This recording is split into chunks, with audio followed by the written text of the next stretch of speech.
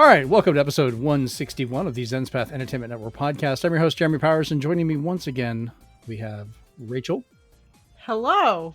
I picked you specifically because you were eating during the opening. Chase. With my not-expired M&Ms. We'll talk about that in a moment. And Steven. Happy Discount Chocolate Day in the U.S. Hell yeah. Yep. Sadly, we didn't get a chance to take advantage of that, but, well, we still had a fun day. It's okay. I got enough candy from my coworkers to last me for a while. So, the reference Rachel had about the expired M&Ms, right before the show when she hopped on, I had grabbed a small individual package of plain M&Ms from a candy bag that my daughter had. I was like, well, I'll just grab one of these when I come out here and have a little candy. I opened that thing up, poured it in my hand. They did not look right. And I was like, they kind of had that powdery look to them. And I was like, something's not right here. There was one blue one that looked okay. And I was like, I'm going to chance it.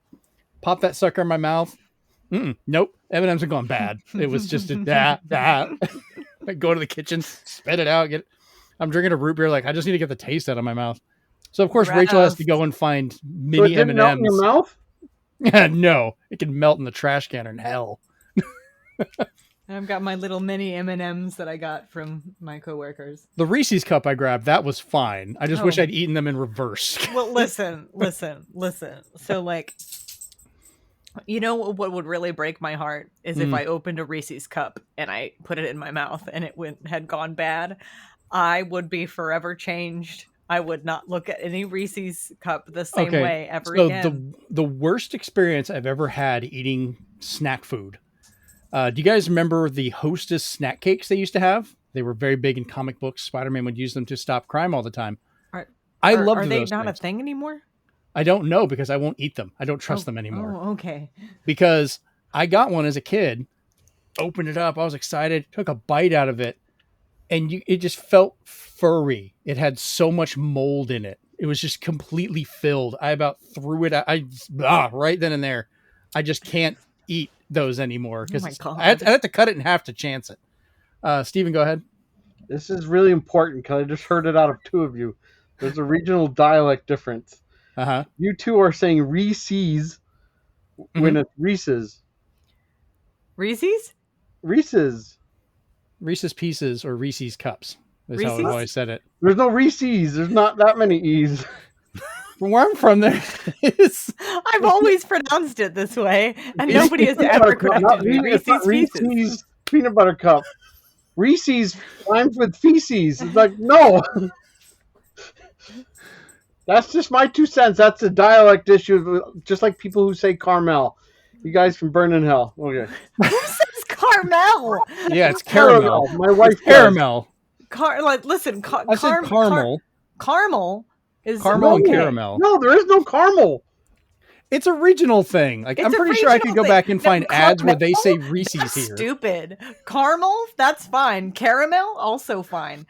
But caramel? There's two A's. Caramel. There's an apostrophe. Reese's, not Reese's. Reese's is if there's no apostrophe. If I had any idea this would have been the discussion, this should have been the big question this week. I'm just going to name off candy. Why are you saying it wrong? It's not wrong. There's an apostrophe there, people. Oh, man. I've always said it this way. The best part of this whole thing is that Swan has these same discussions with my girlfriend when we're having like. It's the same with you. We know it's Herb. It's not Herb. Herb's a guy. Herb is what you put on your food. Half of the world would disagree with you on that. There's literally a statement called potato, potato. Tomato, tomato. Yeah, exactly. Oh, that's hilarious. I need to see, like I said, if there is ads. There were ads around here that said Reese's, for how they actually say it. I will send them DMCA takedowns for misrepresenting Reese's. To the actual company? I'll be like, get your facts straight, Reese's. It's not Reese's. Reese's peanut butter cups or Reese's Pieces. Yeah. I've always said it that way. I've always said it that way. Even when I lived in Virginia, that's how we pronounced it. I ate caramel Reese's down at the swamp. Hey, we never said Carmel. None of us said that. Carmel. For all our fans today that were expecting us to talk about video games, fuck that shit. This is way more entertaining. on Who needs a console wars? We've got candy wars. On the next episode of Jeremy's well-documented, like, not great food adventures, we'll see. I moved to the Midwest and I had to get used to bag versus sack. I'm like, no, I've got a sack and I'm not going to show you it, but I have a bag. At least we're not doing Coke, Cola, and pop. Okay. Yeah, and I was like, I'm not going to a grocery store that dares call it pop. It's soda or it's soft drink. It's a regional thing. I have to deal with this when I travel all the time. I've always called it soda, but I did go in like one area of the South where literally everything was a Coke. Didn't matter what it was. It was all of it was a Coke, and I'm just like, am I the only one that drinks Pepsi? That's right. I went to Maine and got clam chowder, and they looked at me like, chowder. One of my friends was like, I would like a beverage, and I was like, what are you, 75? Leverage. Beverage. I was like, beverage. I was like, you need to go to the laboratory. I was like, what are you doing? So I only this is call a golden things, stamp opening. I only call things a beverage when it's alcoholic. So that might just be essential. Have you had, ma'am? 3. I went to Oklahoma. Speaking of language differences, went to Oklahoma ages ago because there was a girl that I was dating at the time. She's having an internship down in Oklahoma, and when I went down there, we were at this restaurant, and I said, "Oh, could I have a tea?" And I just used to in the Midwest, like if you get an iced tea, if you say, "Oh, I'd like a tea, please." Did they give you sweet tea? I became an instant diabetic. Like I drank that fucker, I was like, holy shit, there's so much sugar in this thing. Well, I went to California and asked for a sweet tea, and they looked at me kind of funny and just brought back a thing of tea with packets. They were like, we don't have sweet tea. It's just iced tea. Okay, different. Holy shit. There's so much sugar in that fucking thing. When I drank it, I was like, oh my god. But yeah, no, I can't do sweet tea. I can't do it. Can't do it anymore. Reese's. I eat Reese's. You shut up. Is it Hershey's or is it Hershey's? Hershey's. It's not Hershey's. It sounds like you're saying her cheese. Who is she? What kind of cheese? Hershey's Pieces. Show us on the candy where we offended you. What's going on here? Both of you. That's all right. I'm just going to send more garlic chips to Chris. So, that's the first great 8 minutes of the show. Let's jump into what we're doing. Oh, God, I love this. So, I'm going to start us off. A shout out to a guy I met on one of my recent flights because I was up in New York this week. A guy named Mike, who's an electrical engineer that I happened to get sat with, and we spent the entire flight just talking about electronics, electricity, how people don't get it, how people keep electrocuting themselves, times we've electrocuted ourselves. It's great. If he remembered the name of the show, because he did eventually ask me about it, and he said his brother listens to, does a lot of gaming stuff and might be on here. So if Mike's brother is listening to this, tell him I said hi. But beyond that, while I was up in New York, I did finally get to go and see Niagara Falls. It was very much frozen, which was great. But I also ended up getting interviewed for the Associated Press because I don't know how I get myself into these situations. So that was kind of fun. Ended up playing a bunch more of Super Mario Wonder while I traveled. That was pretty much the only game I really stuck to, that and Balatro. I'm just going to start bringing just my Switch. I don't even turn on my Steam Deck. Switch just works for me. And then I've caught up on the first 3 episodes of Invincible Season 3. Doing pretty good on that, which I've been enjoying it. And then when I got back, the last thing I wanted to talk about for me was Amanda and I yesterday went and saw Captain America Brave New World. I'm not going to spoil anything for it, but I will say we really enjoyed it.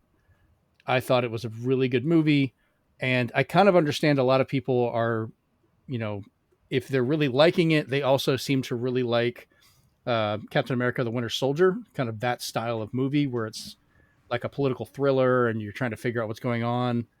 And I know they kind of truncated the playtime for this movie, but it did feel kind of, as it was going along, a little fast for certain parts, because you're just trying to keep up with everything going on.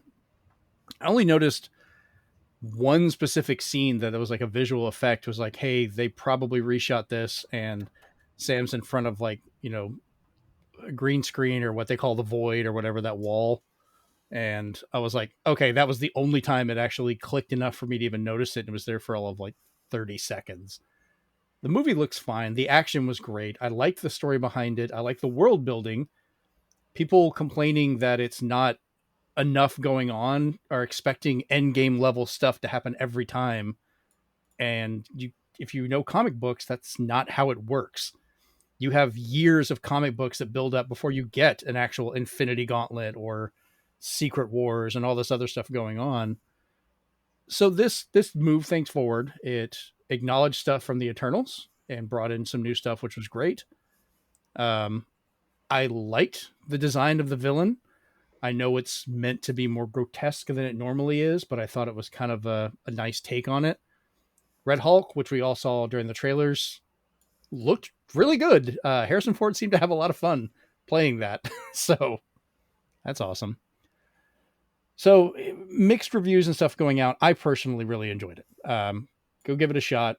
I hope you would like it as well. And I'm looking forward to seeing more of them. So, all right. So moving on from me, Steven, what have you been up to?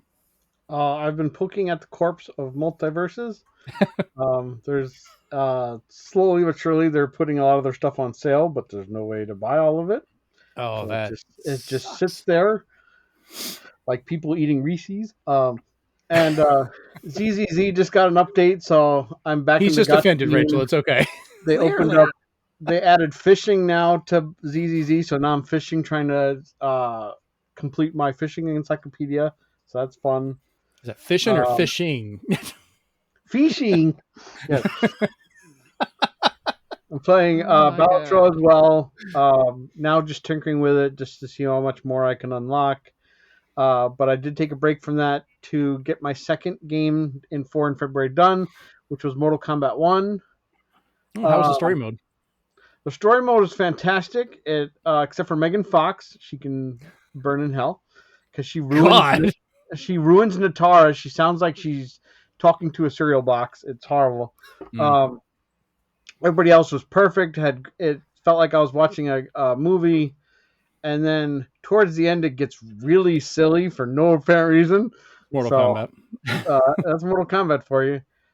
So I've officially finished it, but I still have to do just the DLC to get the rest of the story, which is nice.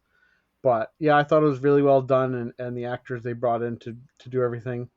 Nice. I also started on Game Pass, since we both have it. We did Sniper Elite Resistance, Chase and I. Getting used to the good old grind, seeing a lot of body parts and making puns as they die. So nothing will ever beat bullet cam and x-ray cam in any game. But lastly, I tried for 2 months, and I gave them a challenge. The company's called GG Retrobox, and they're kind of like, those different boxes you'd get monthly, be it candy or food, whatever.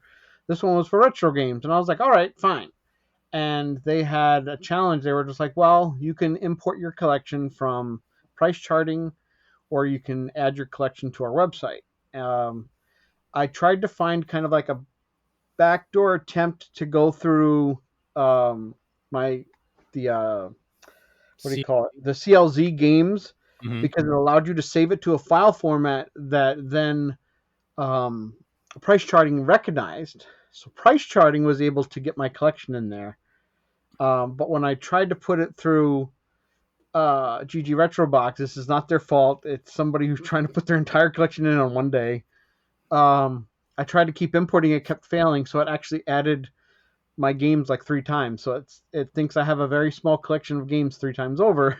So I do have to go back and edit it because it's missing a lot of titles. But kudos to them, because they kept the doubles down to a minimum. So far, they've sent me, the last 2 months, I've gotten Metal Gear for NES, and a slew of GBA games. So I have Bomberman Tournament. Oh, nice. That's a fun one. Rugrats Castle Keepers, Danny Phantom, Corvette, Link to the Past 4 Swords, Good game. Sonic Advance, which apparently is up there in price. Which one, Advance? Sonic Advance, first one. Oh, nice. I don't know if I have that one. So do you have to like can you load in your games manually? Like, how does that work?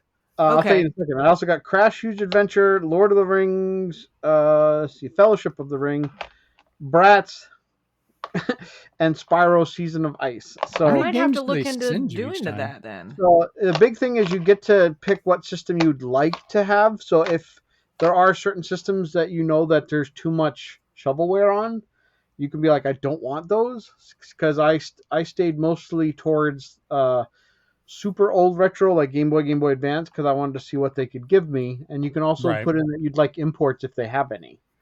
And then they curate one, and sometimes it might take longer because, again, I gave them a challenge because I said, with my collection, what are you going to give me that I don't already have? Yeah, I'm kind of curious about that as well. Apparently, I do have Sonic Advance, but I have the cartridge Sonic Advance and Sonic Spinball together. Oh, nice. Yeah. Combo carts are always worth more, too, so that's good. This is the only one I ever came across. They're very good. They pack them really well. No damaged carts or anything at all. Zelda Link to the Past is a little worn, but I think that's because it's probably played a lot. Other than that, the games are all clean. They come crisp. They don't have GameStop stickers on them or anything like that. The Metal Gear label on the NES cartridge looked pretty well on there. That's what I usually find peeled or, coming off. It's basically just, www.ggretrobox.com. And I think for some people, they do give like starting discounts if you've never tried before, because that's what got me. They had a holiday discount. So I was like, I want to give you guys a shot and see what you guys give me. If you don't mind me asking about how much is it, or how much are you paying for it? If you do the annual, it looks like it's $60 a month. Yeah, it's 55 to 60, but you're getting that much or more because, again, as soon as I got these, I price charted all the ones that I got, and they reached that number through loose prices. Interesting. I don't know if they're ever going to throw in like a wild card. Who knows? But at least I know I'm not getting like 5 copies of Madden or something like that. So that would suck. Yeah, that's good. I'm just looking at their website right now, and I just think you can even put in like the genres you like, so you can avoid sports if you don't want any sports. Oh, nice. I will say that, like, I just for like just testing purposes, I opened another window and made an account and am looking at it. I don't know what this like category thing is underneath adding it manually, but I think the category just helps them know what categories you have the most of, so they can send you more of that. So if you like action adventure games or shooting, that you might get another one. I think that's what it does. Is basically just feeds what your preference. Well, like I said, like that part is still in development for them, is getting your collection on there, because the easiest thing is supposed to be through price charting, but I think I overloaded them. So I may have to sit there and just manually add everything. I'll be here a while. Well, my game collection is nowhere near as large as you guys, but Your GBA collection's not too bad though, right? Like that. My GBA, I have my GameCube collection is probably it used to be the most impressive. I have a pretty large PS2 collection, at least for me. Well, most of mine are like RPG and adventure games. Like that's primarily what I have. So see, I'm very curious what they would send you in that regard, because RPGs and so forth tend to be more expensive so and harder to get. That's one of the reasons why I might actually, once we're done recording, I might grab like a stack of each of my games and just put it in there, and then do maybe a month or something and see what pops out. Yeah, but good for them, because even if my collection wasn't entirely in there, I want to say 1, 2, 3. Only 3 doubles out of 208 Game Boy Advance games I have. So, damn, that's not bad. I think, if I'm understanding it, the way you did it might be the better way, where you kind of picked a few particular systems instead of just saying, "Here's the whole thing, send me whatever." Yeah, and I didn't want to make it to what you wanted. And I didn't want to make it impossible by saying I only want imports, because again, like I don't know how readily they have some of those. So I was just like, But if they have any of those, I'll take any imports because I love still collecting those because I have their systems now that are just region free. So Mm-hmm. I'll have to check that out. Awesome. Well, I'm glad you brought that up. All right. Chase, what have you been up to? To nobody's surprise, Stalker 2. Still grinding in that game. They just released a big patch for it, about 22 gigs on Oh, nice. Xbox. I think on PC it's like a lot bigger, but I need to check it out. I've been kind of waiting for the patches before I dove into it again. Yeah, this one fixes quite a bit of stuff. Actually, it fixes like the AI, the enemy AI. Like, so now actually the if like you come across like a dead body that has loot on it, the AI will actually like walk up to it and loot it. So it's like I had that happen to me once where I shot somebody and I went over to loot him, and one of the NPC characters went over and looted him before me. I was like, damn it, that was mine. But shoot him. Yeah, right. But those are my Reese's. So that was pretty good. Oh man. So that was pretty good. They also made the they basically toned down the enemy AI so that way they didn't basically have like aimbot. And yeah, that's kind of what stopped me. I played the first area, and then you wander out into this field, and I saw two guys way off in the distance. I was like, "Oh, cool! I can see their flash." I was done. They just shot me in the head, and I was like, "I'm gonna put this down," and I haven't gone back to it since.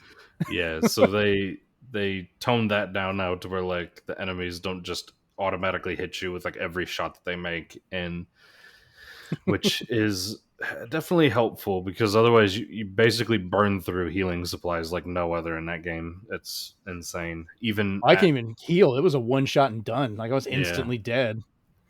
Other than Stalker 2, been still playing off and on. Been playing Ninja Gaiden 2 Black. Really enjoying it. Nice. As a Ninja Gaiden fan, finally seeing Ninja Gaiden get some love after a decade has been really nice. So I'm just taking my time and enjoying it and just appreciating the fact that it's back. Nice. Really looking forward to 4. And then also dabbled a little bit in Dynasty Warriors Origins every so often. Right now, it's one of those games that you can just like pick up and play, and even if you don't have a whole lot of time. So I appreciate that.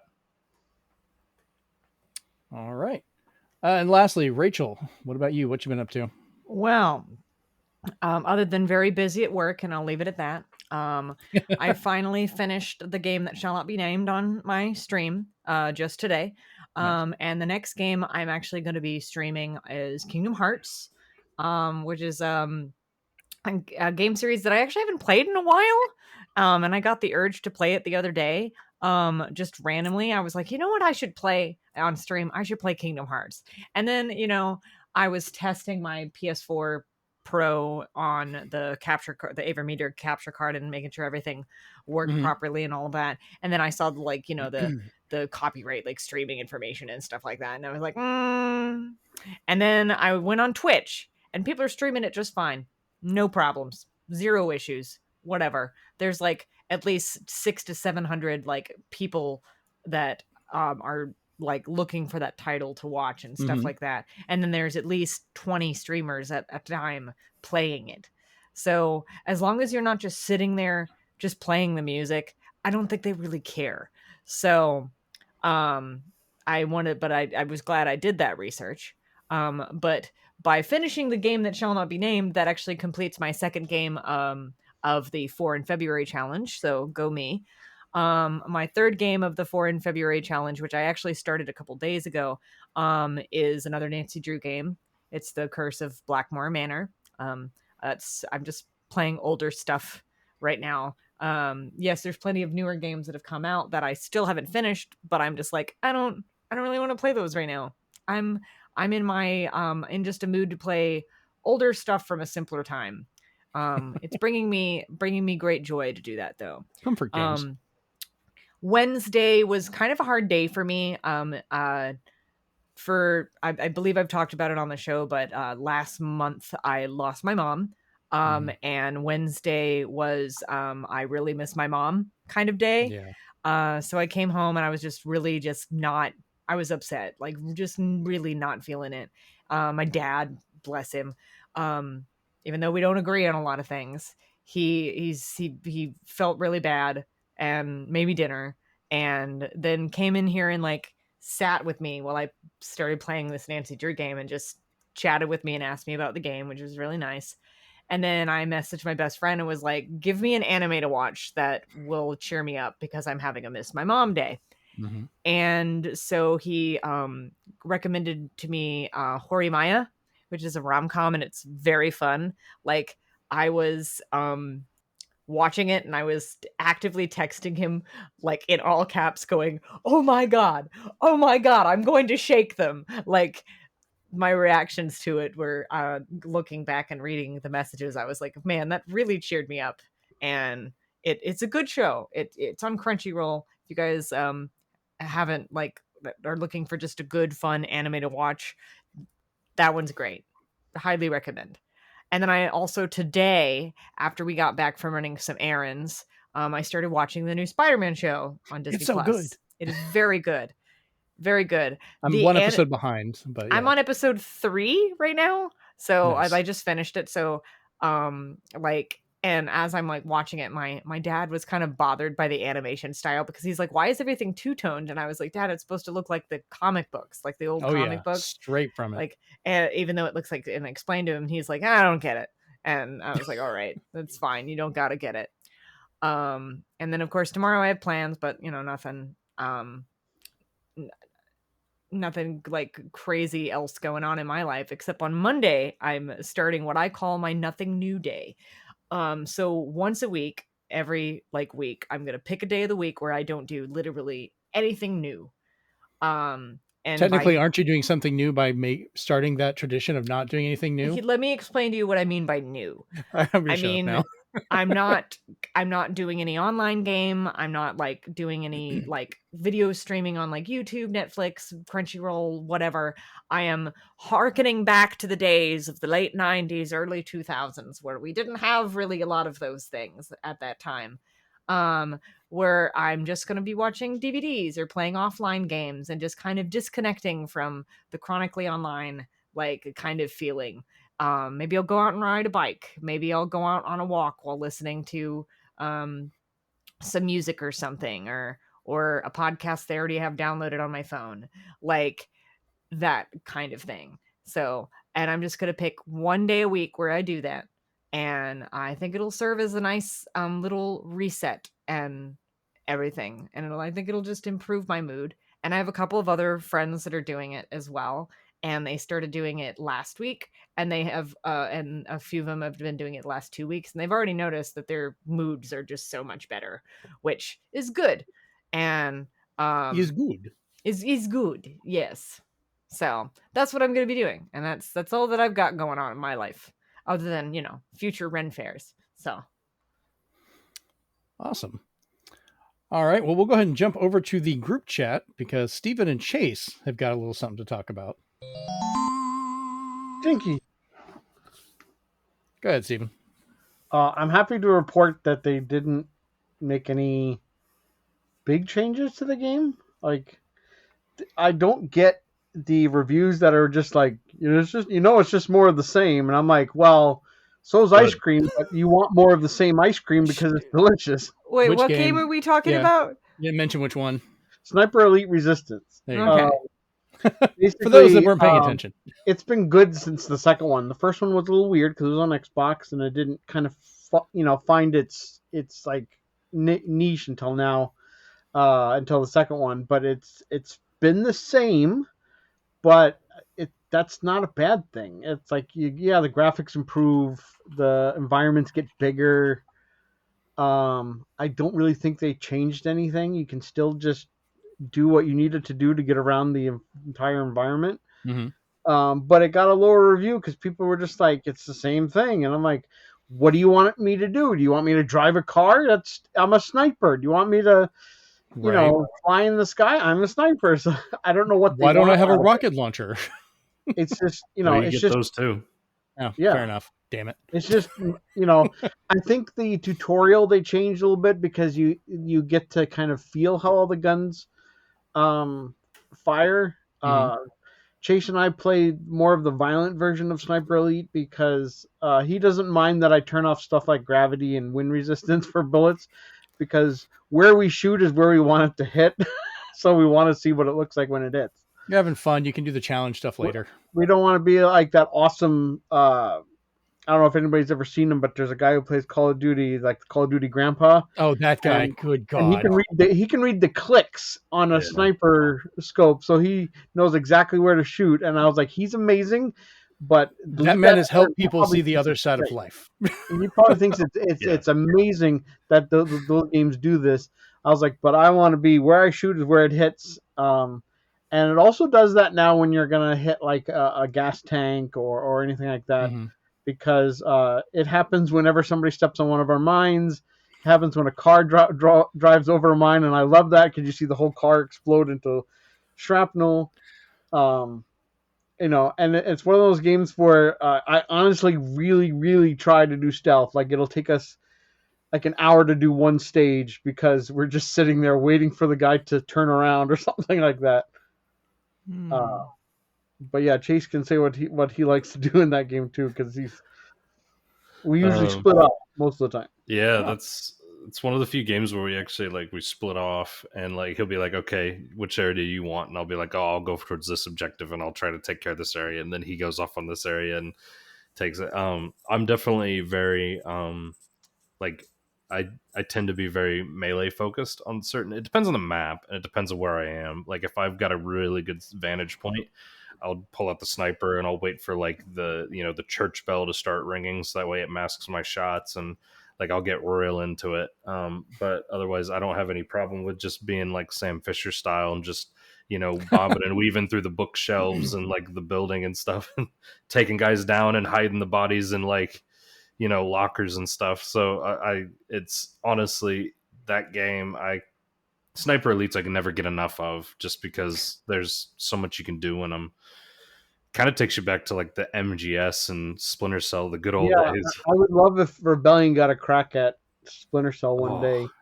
Be so good. They've never done a modern day except for I think maybe Sniper Elite 1.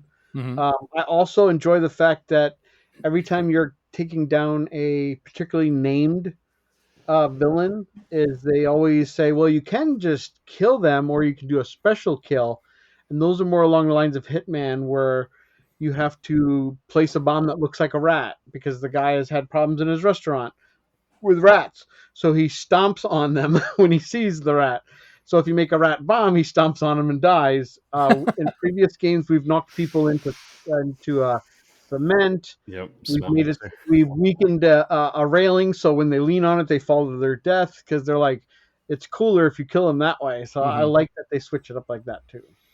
Yeah, and they give you rewards for doing that too, because they give you like unique guns and stuff. So like it's not like doing that is just for fun. Like, you get rewarded for doing it as well. And I agree with Swan, definitely. The game, like some of the reviews that I've seen where they're just like, it's more of the same. Like, if you're gonna play this game, don't expect anything really groundbreaking. I think it's like, oh, that's fine with me. Like, because playing that game, especially playing it co-op, is just an absolutely fun time. Yeah, it's established its pedigree, and it hasn't tried to change itself from what it is. And that's what I appreciate, is the pedigree stays the same, and it's not like a poor imitation. It's not a bad sequel per se. I think they're running out of people to kill in Germany. That might be just me.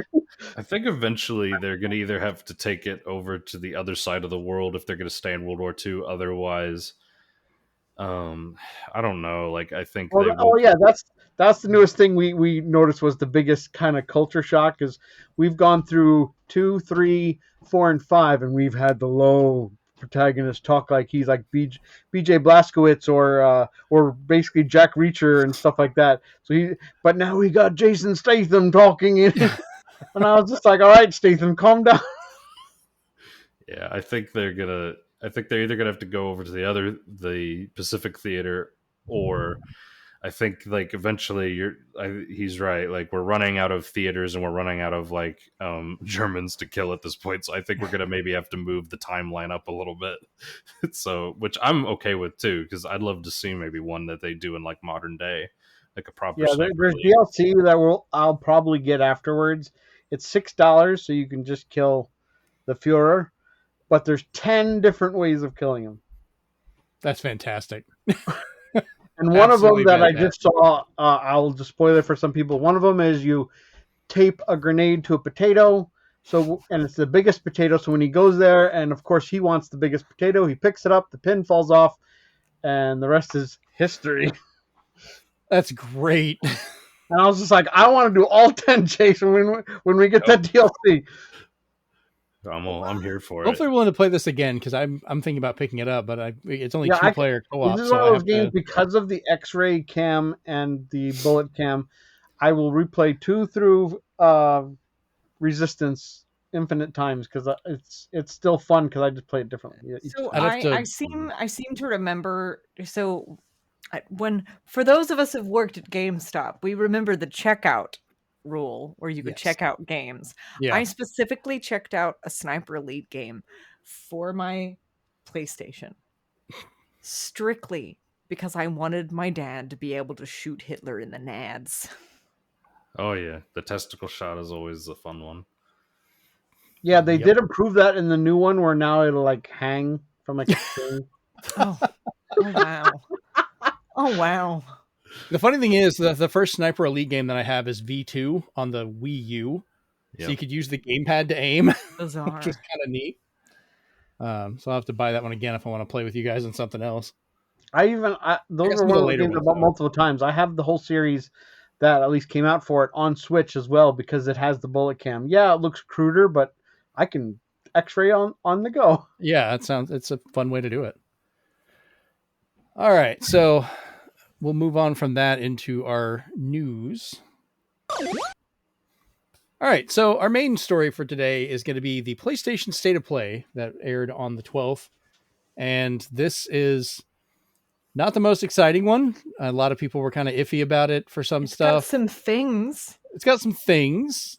That's good. That's like saying, congrats, you have games. I'll be using my 3 rating systems.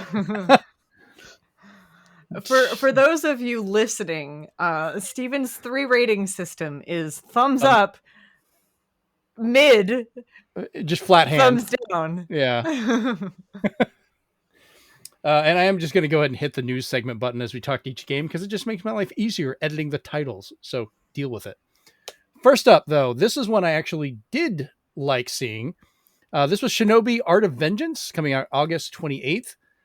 This is for PS4, PS5, the Xbox systems, Switch, and Steam.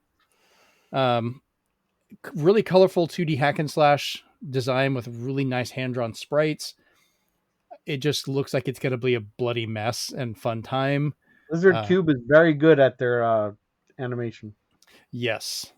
So I know, Rachel, you're just kind of about Shinobi and Ninja games. So my rating system will be, if I don't care, I shrug. And then if I don't like, I give the thumbs down. Yeah, you can just listen for her going, or if I really like it, I give the thumbs up and go, eee! So let's see if that happens this episode. We'll see. So yeah, I'm looking forward to that one. I don't know if it's getting a physical release or not. A couple of these I looked into it trying to find out and couldn't really find anything for any of them. Hopefully this means Shinobi will actually get like a little bit more love, like just in general. I hope so. Sega seems to be kind of gearing up to do more stuff that they've hinted at, which Steven and I are excited for some, very, very iffy on others. Crazy Taxi is going to be a disaster. Yeah, I'm so scared about how Crazy Taxi is going to be. It's going to be a battle royale multiplayer. I hope for the Jet Set Radio to be. I think that one's safe. I kind of like the idea of them doing an open world where it's like the whole city. You don't have to load in different places. You just skate around it. That could be fun. I'm okay with that. I think they're going to follow the Star Trek movie order where every other one's good. I'm just every time somebody like mentions Crazy Taxi, the song that's always playing in Crazy Taxi, yeah. like pack up your room, pack up your driver, da, da, da. Like that song, like that. We get a that- copyright strike, Rachel, again from you. Damn it! Oh, listen. That's funny. The only Somebody owns copyright that strike we've voice, ever apparently. had was on Rachel's voice. Someone tried to claim that Rachel was part of another show. We're like, what? No, Remember that? I do, and I am my own voice. If anything, I should I copyright the sound of my voice now? Is No this what we're idea. going to do? It was Is the there it was the it's the only time it ever happened, and it was so stupid and annoying. yeah, But so anyways. so rude. All right, moving on to our next one.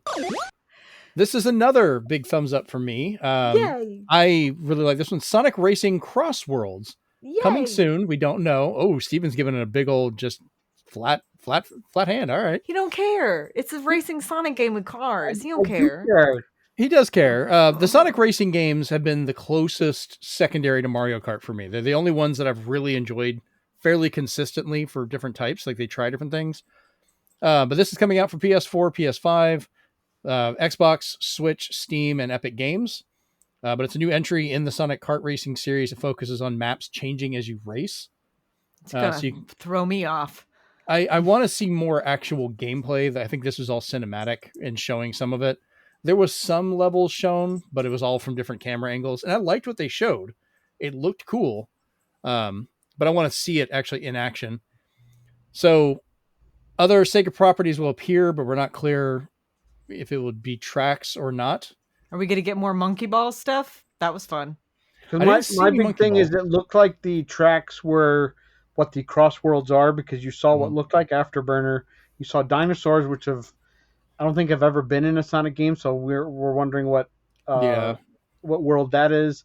But it looked like every single character was a Sonic character, so I'm like, if you're going to have other Sega property tracks, you better have the music on point. You remember you had, what was it? Wreck-It Ralph was in one of them. Like you could get him That was transformed. that was garbage. Or it had Danica Patrick, and I'm like, I don't want a human in my Sega properties, unless it's comic owned. I got the actual Hot Wheel from that, by the way. But the other thing was, like, when they do stuff like that, for a free game, Disney Speedstorm giving me like a pop version of "I'll Make a Man Out of You." I was like, this is what we need for these tracks. You have to give us the theme that fits. If everything just sounds like it's Crush 40, I'm going to be like, this sucks. Yeah, I am very curious how the music's going to be. We had no indication that I could tell of how the music will be, because it was kind of an overall, trailer soundtrack. Vehicles include carts, monster trucks, planes, boats, and hoverboards. Sonic Riders returns. That kind of worried me because Sonic Riders was not the best. It was At least fun. they weren't running on foot, so That's true. I mean, there was the Penguin racing game that was on the Dreamcast, so it can't get worse than that. Riders that we have verified that they showed include Sonic, Tails, Knuckles, Shadow, Amy, Robotnik, Metal Sonic, Jet, Vector, Sage, Omega, Silver, Big the Cat, Cream, and Zaz, with more of them hinted in the background, but not confirmed in any way. So we get Vector, but no SPO. And sorry, everybody, you're not getting Knuckles' 47 cousins. Knuckles. That's the Knuckles pack. It's going to be an add-on that you have to put on. No. Oh no! So that's actually going to be the DLC, and it's just called "Oops, All Knuckles." Is it going to be the equivalent of like when we got the different colored Yoshis in Mario Kart 8 DLC? They'll call it the add-on. They'll call it the add-on cart. Add Knuckles to any racing game. Listen. Little tiny Switch one, like you put it in the holder and then stick the cartridge in. If they want to go real wild, they're going to put Tikal in there. Hey, or Chaos. Steven, that could be the true use of the upper USB-C port on the Switch too. Like you can have your attachment cartridge go there. Oops, all Knuckles. Or they can put the Princess from 06 on there. That's true. God. The actual live action one. All right, moving on. So next up we had Digimon Storytime Stranger coming sometime in 2025. This is PS5, Series X and S, and Steam. I straight up thought this was a Persona game of some sort, or a Persona side story being shown, because it looked like it. And then all of a sudden they're like, we have Digimon. And I went, what? Like, just, and I'm hoping, Rachel, I have a feeling you're my only hope on this, because I think Digimon was more your generation than Yes, mine. So you watched this, I'm guessing, for that a part. lot of it. Yeah. Did anything come out to you that I was a Pokemon kid? Like, Okay. I say kid, Pokemon came out when I was in high school. So yeah. If there was anything you noticed about Digimon or any background of it, feel free to cover that some. I mean, is Digimon, like, I saw, Hold like, on, Bandai Namco is calling. What if we don't make another Digimon game? We'll lose the IP. We're supposed to make another one. I mean, Digimon Story Cyber Sleuth, and then the subsequent Yeah. sequel was not bad. Those were the other Digimon MT. Whatever that incredibly violent Digimon game that they put out was, I don't even know what that one was, but apparently it was dark. I forgot they were even making more. It didn't play that. I'm assuming this Digimon Storytime Stranger is in kind of the same vein that Cyber Sleuth was, because it was very story based, felt very Persona-y. My only recommendation is that, please, God, do an English voice cast. That's all I ask. And don't hire Megan Fox. But I mean, it's got some familiar faces in it, because it like talks about like familiar, literally in the trailer it talks about seeing familiar things. And I was like, oh, Agumon's in there. But of course, I mean, I grew up and I watched Digimon Adventure, Digimon, the sequel to that, when it's the younger siblings, and then the one where they turn into Digimon. And I just remember the music from the first cartoon, because I would hear it flipping channels and be like, what the hell? So yeah, they need to hire back MC Peapod and Paul to sing the Digi-Rap, and that Digimon are the champion. Oh yeah. Oh God. I could sing that whole song right now. Digi-size. So But the other thing I noticed, at least it caught it to me, because like I said, everything art design looked like Persona, and that's not a bad thing. It just kind of looked like it was that style. But then when the Digimon themselves showed up, they didn't look like they shared that same art style. Like, it looked kind of like Digimon. Yeah, you can't change that. Just like they're never going to change Pokemon either. So yes, they have though. That's the thing. If different games they've modified Pokemon. If you played Cyber Sleuth, it's very much like that as well in terms of the design, but it's still very anime. It's regardless, it's very anime. So it all kind of is smooth anyway. So nice.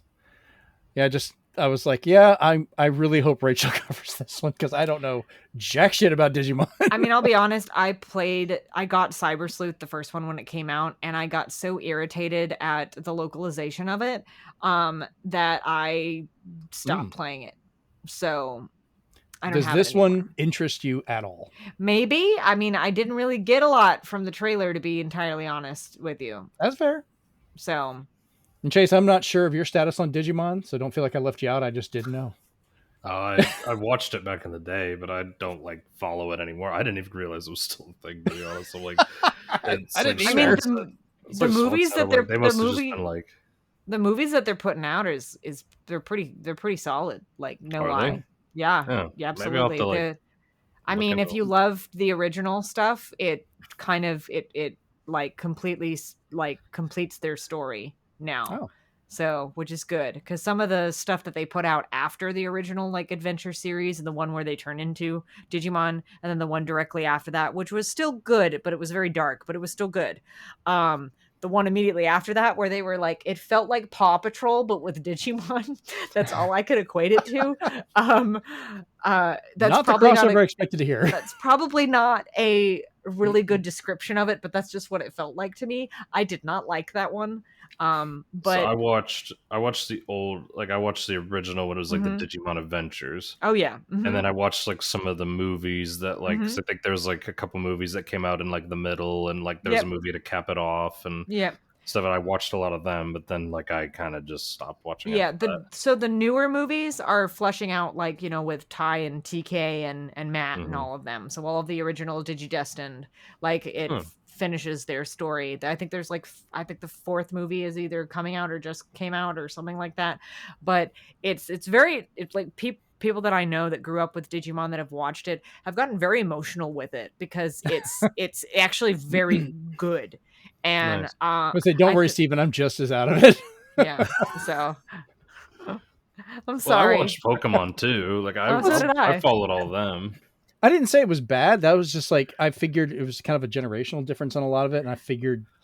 I know It's Rachel, more- it was one we've talked about before, so I'll I be knew hon- you had a I history don't with even it. know if it was a generational thing more than it was just which channel did you watch? If you were Which like channel Fox did you Kids watch? or Yeah, if you or- watched yeah. Well, it's first 4 kids or something like that, wasn't it? Or Fox Kids. Yeah, Fox Yeah. Kids. 4 kids. Fox Kids. Yeah, 4 kids. Mhm. Yeah, I was an adult by this point, so I just put cartoons on in the background while I was doing I can stuff. still My hear kids the weren't I quite can old still enough hear yet. the Saban bum ba ba ba ba ba ba da, da, that thing. Yeah. I can still The hear it. Wonderful World of Dick. I mean, deep. It's Sorry, deep. For people who eat Reese's. Anyway, But Hey, it would always show up on Inspector Gadget. Shush. oh boy, now I got that theme stuck in my head. But now we're gonna get a copyright infringement here. So they can try and come for me now. but no, it's no. I mean, now I want to watch all the Digimon stuff again. Thanks. That'll be good. I should. I think probably the look last at I'll do Digimon nothing game I new ever Monday got plan. was somebody had given me like a GameCube game of like Digimon 4 or something. And Listen, I was like, oh, the that's Digimon interesting. games on Right like on the shelf. PS1 or something were actually pretty solid, no lie. Okay. But we're getting a little off topic now. Yeah, it's time to move Yeah. on. I Yeah. wanted to give you all a chance to talk. Let the kids talk. No, these sidebars are where it gets fun. It does. It does. This has been a hilarious episode. I'm loving this. Yeah. Reese's. All right. And now we're gonna get into the weeds with yours truly. Yes. All right. So next up, we have Lost Soul Aside coming May 31st, 2025 for PS5 and PC. And before I let Rachel go off on this one, I just want to say, just from a personal standpoint, this and then the next one, Tides of Annihilation, and a few other ones, it's getting they're kind of blending together for me with a lot of the Souls-like stuff where it's just kind of it's hard. I could almost tell. It's hard to tell which one's which sometimes with me. It's a flashy and fast paced. I'm sorry. What's the name of the game again? Lost Sales Aside? Lost Soul Aside. Oh. No, it's low sales aside. Dang. Y'all, the game isn't even out yet. What is wrong? But it feels with like you? it already is. I don't know. It looks like Anyways. Stellar Blade. We don't want that. Wow.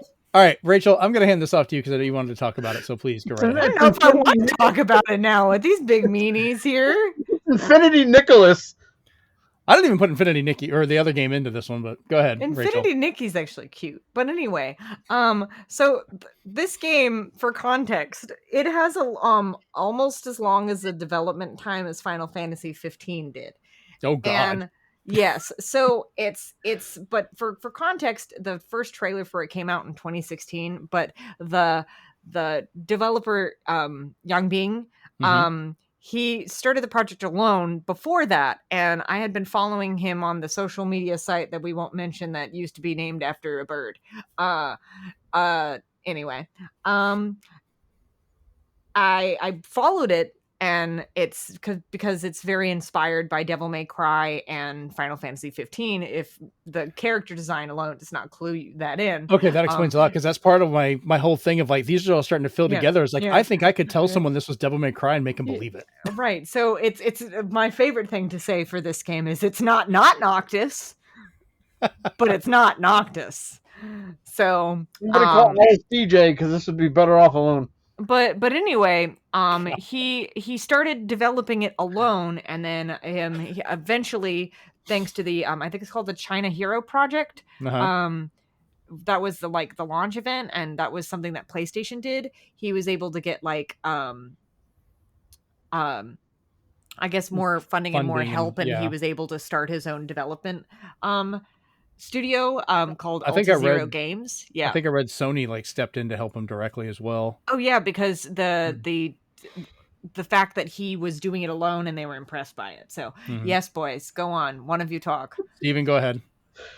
The only thing I'm going to say is this game got totally and completely buried by the next game they show. Really? Like you forgot this game existed as soon as they showed the next game. I didn't, but that's because I have been following this game for about 10 years. So, yeah. Go on, Chase. Oh, I was just going to say, so if it's not Noctis, is it Knockofftis? It's Noctis, yes. But the combat is different enough where it's not Noctis. So, Devil Mid Cry. but yeah, but to kind of give you some like more context of it is when he was developing it alone, it was just a prototype and he was just using stock assets. So none of it was original, none of it was anything like that. So the fact that it's gone from that to what it is now is that's still impressive to me. Mm-hmm. And I will give it a shot. Nice. As long as it's not as bad as Edge of Eternity. And I will not say anything more about that title. I have not actually booted up that game since the first time I played it. But I think people should give it a chance, especially people who loved Final Fantasy 15 or who are fans of Devil May Cry, who like Bayonetta. Combat similar enough where it'll be familiar to you. Mm-hmm. And I think people might find it enjoyable. And I am all for supporting developers who have not really done anything. Like the only way for them to continue creating games is for you to try their first game. So yeah. Like I said, I wasn't knocking it like I didn't want to play it. I didn't know if it was kind of up my alley, and it was more of just the type of game. It seems so prevalent. We'll talk about that later. Say what? I was knocking it. You knock everything that I like. Shut up. So we both like Professor Layton. Yeah. So, but Wow. I wouldn't necessarily. Yes, and I will say because the next one is a Souls-like game, people are going to be more. People are probably going to check out Tides of Annihilation as opposed to Lost Soul Aside. But, well, in the actual show, this was not the actual next game. I moved this up. It was way later. I moved it up because of the similarities with my earlier comment. Oh, well, I don't know. I'm just reading things in order because I have now forgotten the order that the trailers were shown in because I watched it 4 days ago. That's the only one that got moved. Everything else is still the same. There was a few that I didn't put in there. They were just like DLC announcements and stuff. They were like, whatever. See, it just shows what I know. I just glance through it and I only remember the games that I like because that's what you're supposed to do, right? Exactly. That's the purpose of these. All right, let's move on to our next little bit. All right, so next we have Tides of Annihilation. The release date for this one is to be announced. We don't know yet. Coming for PS5, Series XS, and PC. Steven seems to like this. He gave it a thumbs up. For me, it kind of feels like it's another Souls-like. This was not the game that was shown next in the presentation, as I said before, but I kind of combined them because there's a lot of Souls-like games. Like it just kind of feels like you could just swap them out sometimes. This was the State of Souls. Steven, did you have anything you wanted to say about this one in particular, or just thumbs up and that was this one looks a lot more polished of all the Souls-likes they showed. Mm-hmm. And this one like impressed people because it came out of left field and it kind of gave everybody a fantasy, basically a fantasy version of like the graphical prowess that like Black Wukong is showing and stuff like that, where everything looks ultra pretty and not, I want to say, like not manufactured. Like it seems like they put a lot of work into those designs of even the it's just weird that all the male bosses are these huge pieces of armor and then the one female is a librarian who's throwing needles at you. But I was just like, come on, I want to see how creative they get, because this one looks like it's just going ultra creative on everything. So will I play it? No. Will I maybe own it because I enjoy either the lore or just how it looks? Probably. Okay. Chase, you have any thoughts on this one? Or I mean, it looked all right. I don't know. It's I'm a bit picky because like I've played and enjoyed quite a few Souls-like games because there's some developers that are getting creative with how they make them. Like I like, was it Wo Long by Koei Tecmo? I thought that was really good, well made Souls-like. So I don't know. I'll look more into it as it gets closer to release, see if it's worth me giving a try. Do you have any thoughts on it, Rachel? Or yeah, she's just eating her M&Ms. If you like Final Fantasy 16, you'll like this game. No. Are you kidding me? There's a place that just rips it out of 16 where two titans fight. Listen, if it's Souls-like, I don't care because I don't like Souls-like What do you think? games. What do you think Low Sales Aside's going to be? It's Souls-like. It's not though. It's more Devil May Cry like. I think even they compare it like a Souls-like. That's the thing. We'll come back to this episode, and he'll edit it into a later episode where I'm like, I told you. I'm not going to do that because she knows where I live. I do know where he lives. Yeah, we've mailed too much stuff to each other. Jeremy, I've been to your house. That's true. You have been to my house. I've lived here a long time. We played Secret I'm still Hitler. waiting on the Indiana Jones hat. Yeah. Oh yeah, we haven't played Secret Hitler in a long time. Yeah, so I know I've got literally. You can't see it; it's off screen. But I've got like a pile of things for you. I've got a hat and a couple posters that have come with magazines that I've gotten. So nice. All right, let's move on to our next little bit. So this one got a pretty good reaction. Ichiban's Holiday DLC for Dave the Diver coming April 2025. It's going to be for PS4, PS5, Switch, and Steam. Oddly, I found out Dave the Diver is still not on Xbox. I guess it's supposed to be coming eventually, but it's just weird that it's not there. What game won't have a crossover with Dave the Diver? That's my question. Whatever Tencent won't pay for. Oh, God. Right. So this one brings Yakuza characters into Dave the Diver. And a beat 'em up mode. Yeah, I saw that, like a very, very Super Nintendo feeling generation. Side-scrolling beat 'em up. Looks like it's 2-player. And I'm like, I'm okay.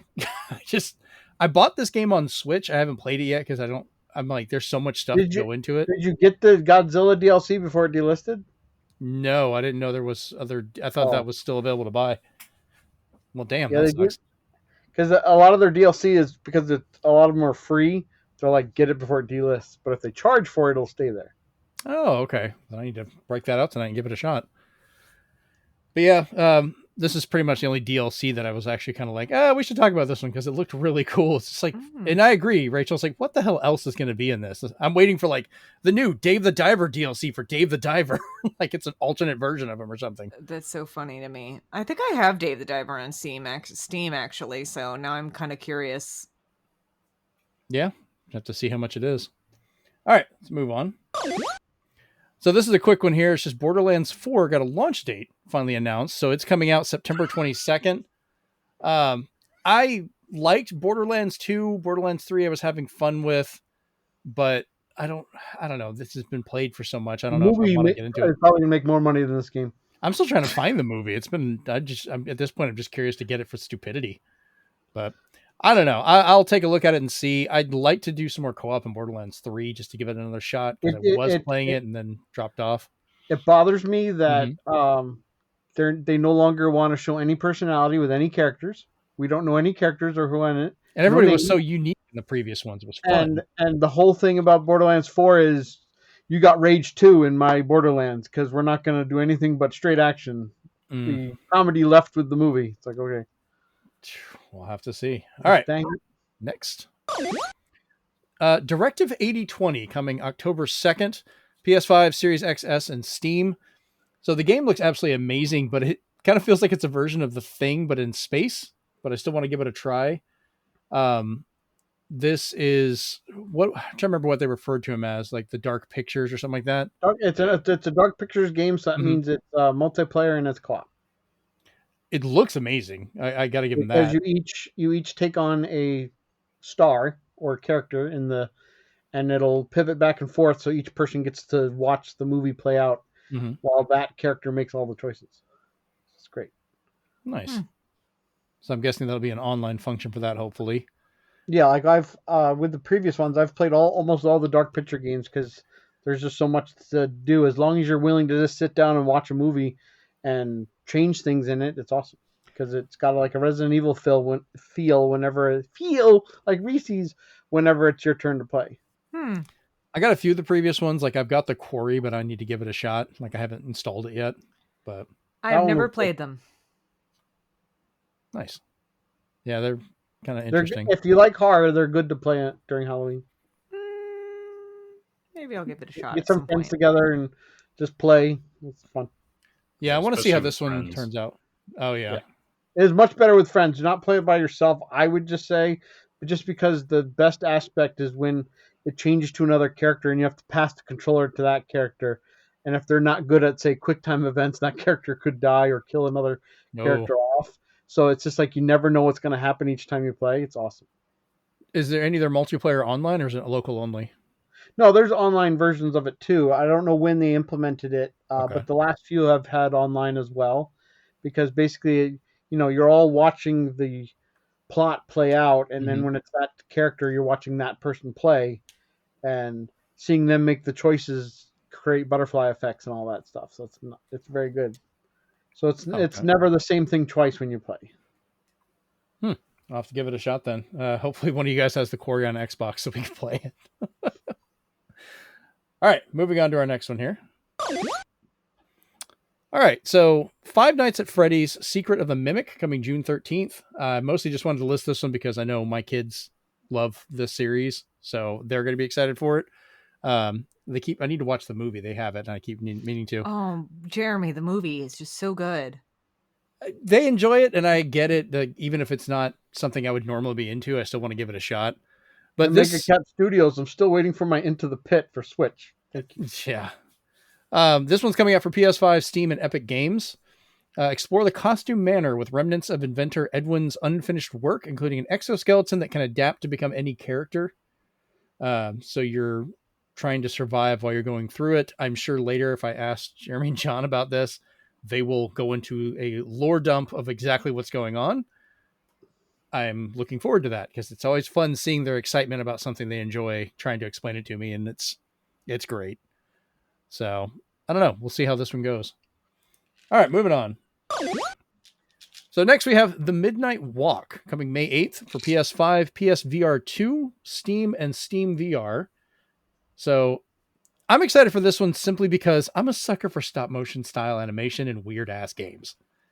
This looks so disturbing and weird in the designs, and the fact that everything in it is claymation or stop motion animation, not claymation, sorry, but actual They're made stop out of motion. clay, but it's stop motion. Yeah, there's like a weird ruling for what can be called claymation versus what can be called stop motion. I think Aardman's Entertainment has got the rights to certain names of certain types of animation and stuff like that. I don't know. I like that it's weird looking. I enjoy games like that. I'm glad this is not locked just to PlayStation for the VR because pretty much VR 2 is dead to me. I can never get it to the point where it makes it worth spending that much to get it when I already have an Oculus that I can use with Steam VR. Go ahead, Steven. So I was talking about Chris with this one, and I didn't know if it was the bitrate talking, but I said for some reason the game seemed to have like a gloss over it that took away from the stop motion claymation style for me, because when you play, and you should definitely play it, Rachel, if you play Harold Halibut, which is completely claymation, or you play, Fantasian, Neo Dimension, the backgrounds of that, you can really tell they're clay, and you're just like, you're rubbing your eyes, while this one just seems to have a gloss over it. And I was like, why did they do that? I hope that's the bit rate, but I was just like, I can't tell that it's necessarily stop motion or clay because of that little bit of polish it's getting. I think some of the parts of the world they were showing were meant to be like that because it was supposed to have kind of a wet look for certain things, but not all of it.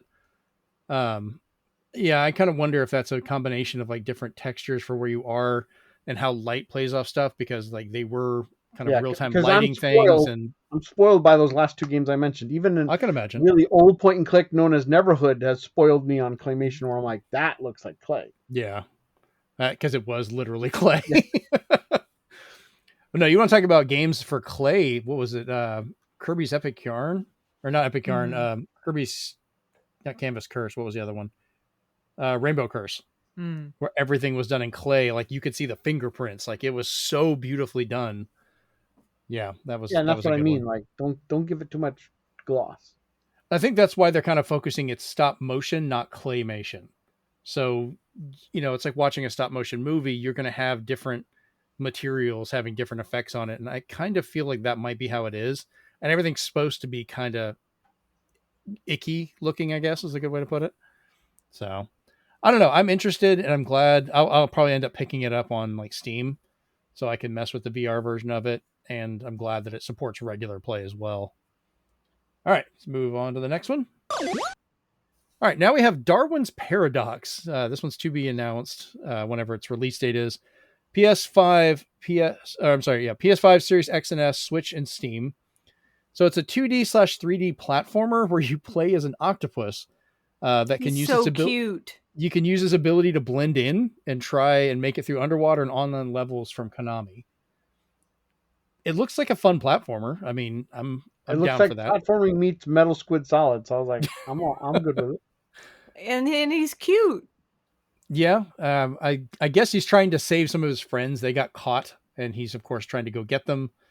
It looks like a very clean game. Like I'm liking the play on lights, and I'm wondering how fast he can just kind of change into different textures and stuff as he's hiding. But we'll get a pretty good variety of levels, it seems, where both he's swinging around, you're climbing through things, just trying to sneak, swimming through underwater areas and going through pipes and stuff. It was not a bad little game, just kind of showing up out of the blue. So, yeah. All right, so this next one, specifically, I was wanting to have reactions from Chase.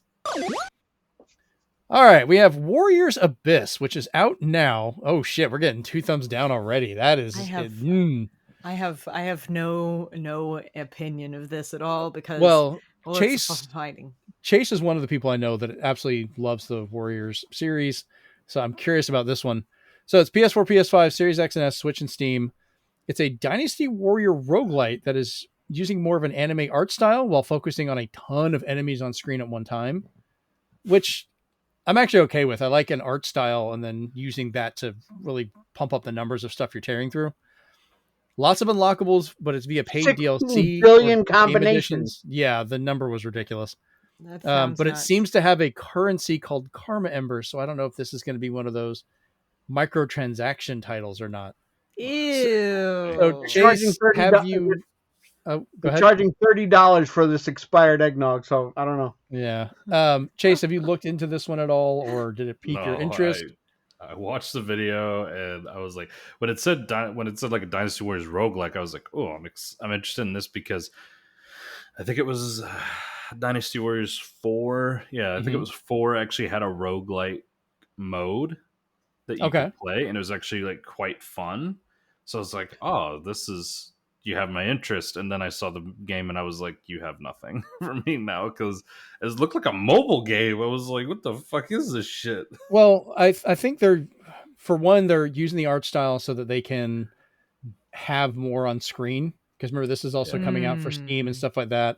And it is using a little bit more of like a Hades style camera. So it's pulled back a little bit to show everything so you can kind of judge what's around you. But I mean, all in all, you are the one that plays this type of game more than I think any of us. So, yeah, I was definitely turned off by it. It just didn't really look like it was my kind of thing. Like I love Koei Tecmo and like the Warriors games, and I just was like, no, I don't know. Like it just gave me that mobile vibe. And then, like you said, I'm pretty sure this is going to be like a microtransaction-y type game and stuff. Yeah. So I don't know. It just didn't really vibe with me. But like I was excited when I heard Dynasty Warrior roguelike. 'Cause, like I said, I'm pretty sure it was 4. Mm-hmm. Yeah, like the 4 with the Extreme Legends add-on. They actually had a roguelike mode that I was like, oh, this is actually pretty fun. So I thought maybe they're bringing something like that back, but they're not. So let me ask you this: if they had like a demo or a free trial period or something to at least let you try it, would you be willing to give it a shot just to see maybe it's better than you thought, or is it just you looked at it and you're just like, yeah, no, I don't want to even mess with it? I looked at it, I was like, yeah, I'm good. But if they had a demo or something, I would maybe try it just to report back to you guys if you wanted me to. But I was like, otherwise, I'm good. Like I could miss it. Like I said, I was just curious for a reaction, and we definitely have that. I would want them to send me a code so I can delete it. Install it, just uninstall it. So much ire. He just wants to delete the email. It just makes him feel better. Exactly. Man, Steven is very angry. You need a I was more excited about the next 2. All right. Let's move on to those then. I've got words for those too. I'm excited for these two as well. Yeah. So next up, we had Onimusha 2 Samurai's Destiny coming 2025 for PS4, Xbox One, Switch, and Steam. So it's kind of telling that it's the older systems. So PS5, Series X and S will be playing it via backwards compatibility. It seems to be a fairly straightforward remaster of the PS2 original. Which, I mean, they just kind of upscaled some of the stuff, and you're playing the PS2 game, basically. Why are you giving it the shaky hand there, Steven?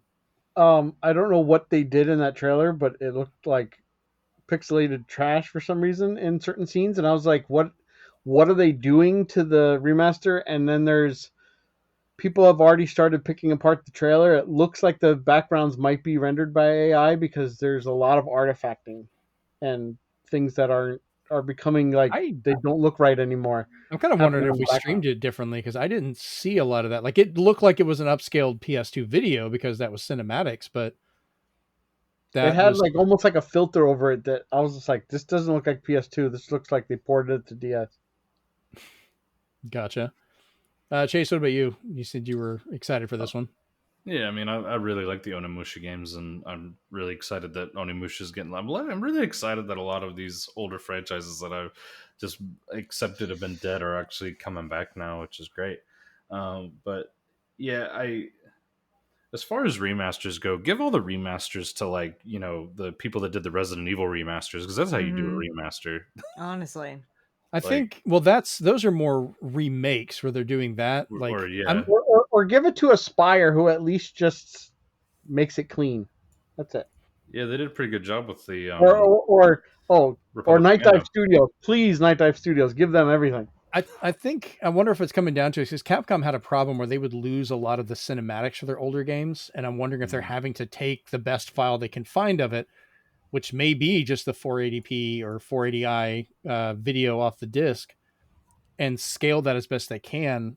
Like, let me ask you this, Stephen, would you give it a better chance if, like, the videos were not as clean, they may have had to use some kind of AI upscale to do what they can, as long as the game looks better, like the actual gameplay is cleaned up? It's for me, it's kind of like how they used AI, at least the modders did for Resident Evil 2, where they used machine learning, the good terminology, to up-res all the textures, so like previously unreadable signs had actual words on it. I don't want them taking a Capcom shortcut. I know in the past Capcom has taken shortcuts with things. I don't want them to we don't want a Grand Theft Auto trilogy. Yeah, I don't. Grand Theft Auto trilogy. The update is now rolling back some of those AI upgrades so you can read the posters again. Yeah, and that's what I worry about. It's just like, you know, you came out of the blue with this, and it's, you know, and it's got a release date now of May.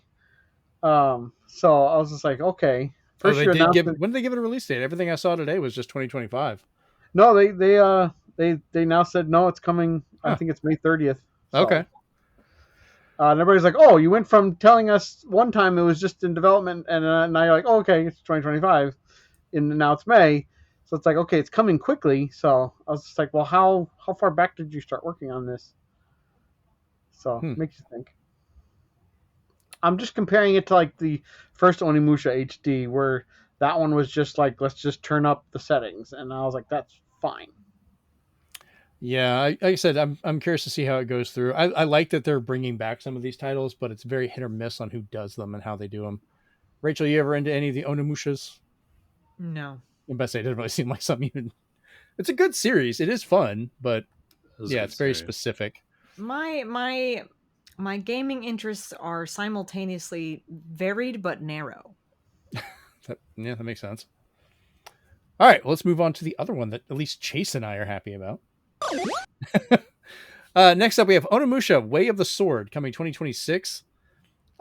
This one's for PS5, Series X and S, and Steam.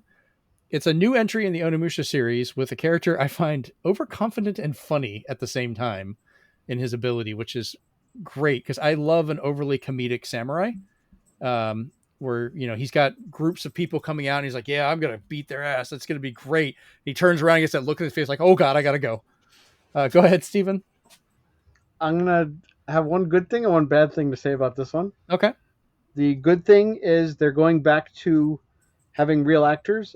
They did base this guy off of an actual samurai actor. Oh, the Toshiro Mifune. Oh, cool. So it is a real actor who has passed. So they're basically using his mannerisms and stuff, and it's nice to put that in the game. So I appreciate them going back to what made Onimusha even more special, was that they used real actors in all of their roles. Right. Even Jean Reno said, like, if they want me for Onimusha 3 HD, I'm down. So that was cool. Bad though is, like, I don't know if, looking at the gameplay, I don't know if it's trying to go down a Souls-like path or not. And I'm like, please stay in your lane, Onimusha. What made you awesome?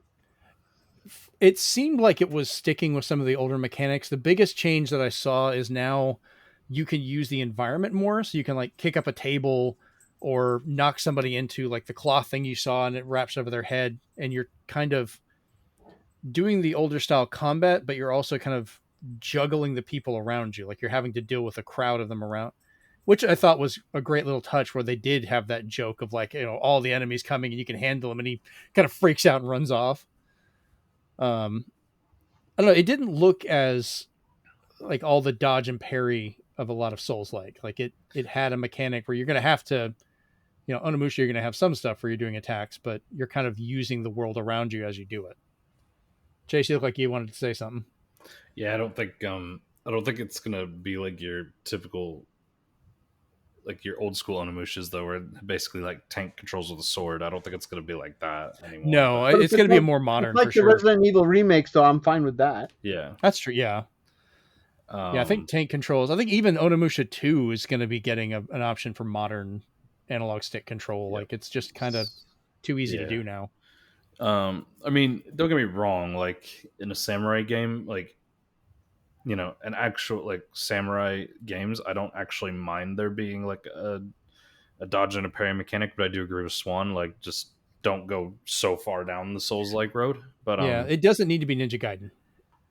Yeah. I don't think so, because they already had Ninja Gaiden's definitely not Souls-like. Souls-like, didn't they? Didn't they already have, like, games that were, like, could have been Onimusha, but they were stuff like Neo and all these other games? So we've had the samurai Souls-like. We don't want another one.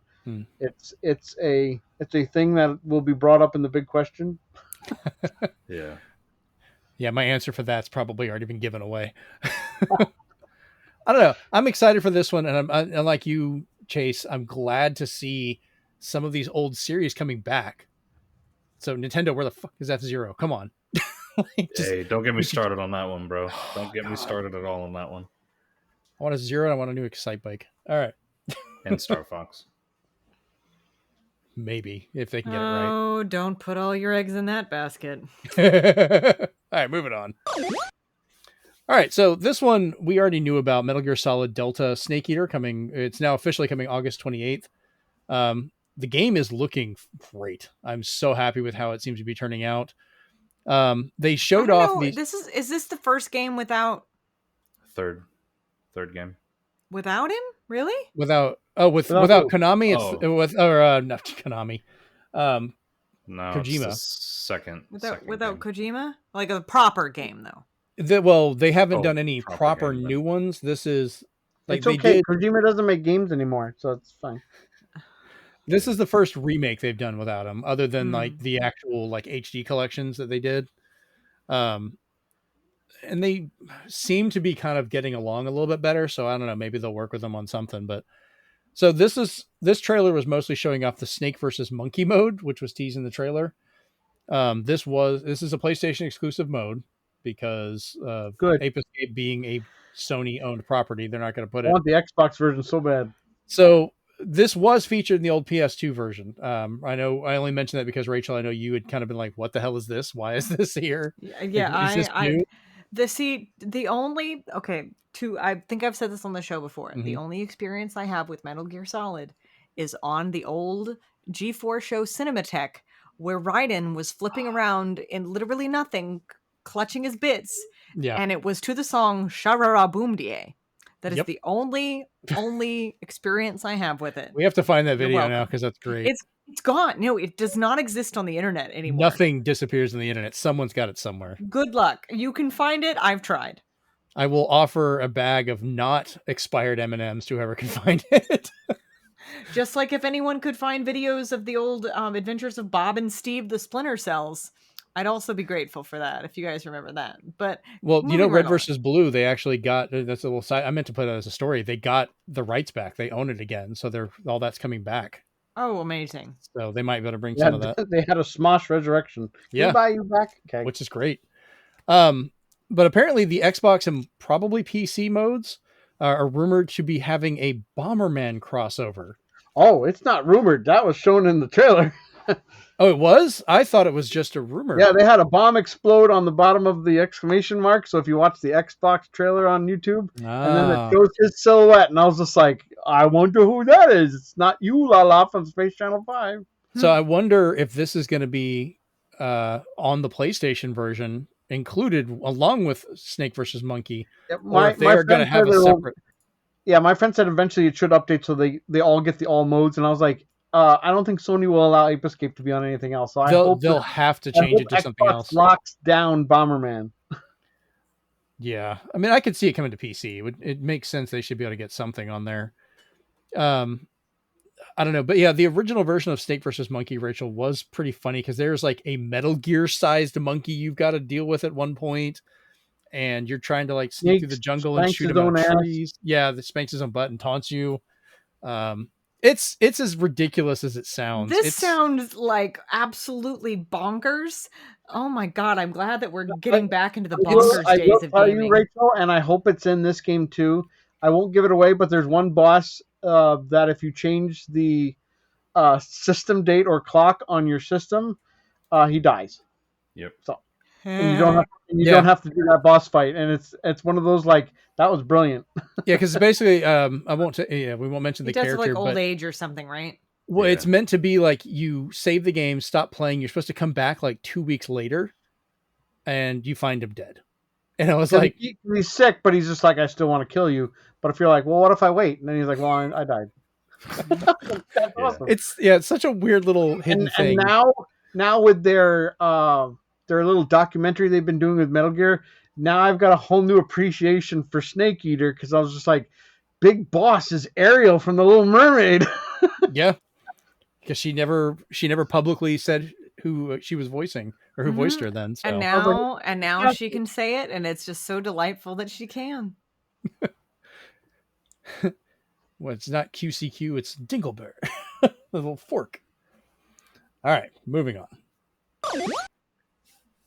All right, so next up we have Hell Is Us coming September 4th for PS5, Series X and S, Steam, and Epic Games. We talked about this one a couple months ago, and it does look really awesome.